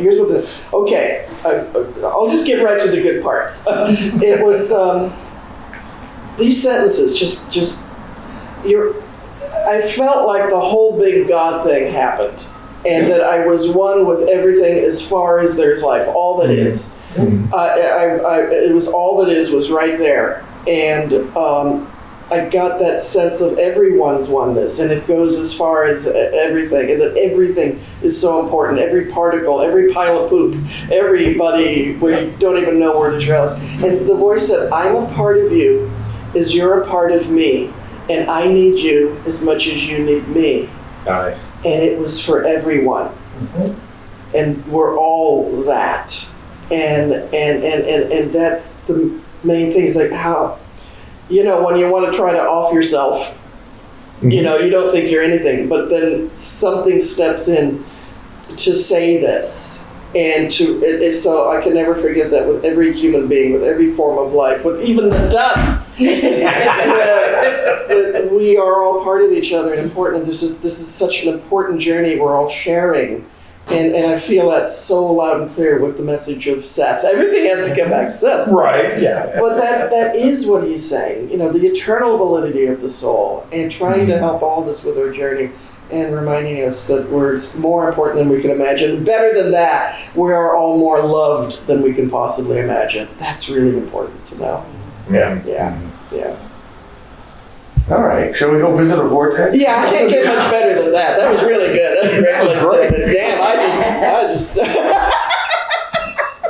I'm just grateful to be able to share this place, this because it means a lot to a lot of people. And we want to honor that meaningfulness by creating a place that is this place. I mean, this is the room where it happened. This is where Jane Roberts channeled Seth.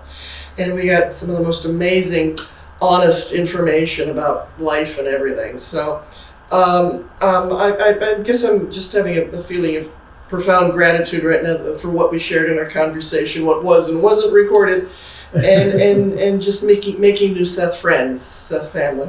And now, as you're rebuilding this, Restoring. First of all, what's the website? thesethhouse.org. Genius how we thought of that, right?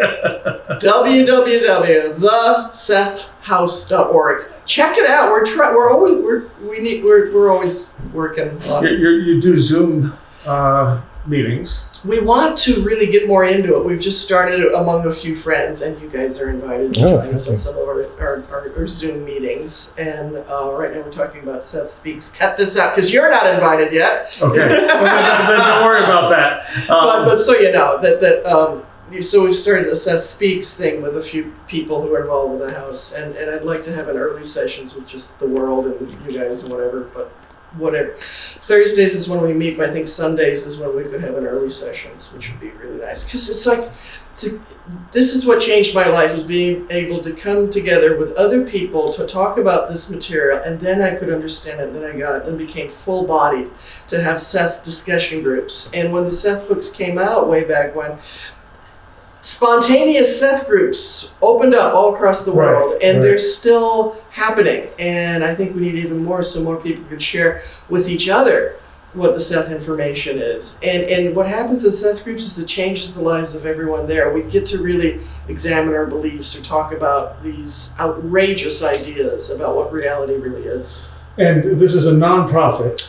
Yes, and we can prove it. We are a 501c3 nonprofit. We've been working on this for 7 years, and we haven't given up yet.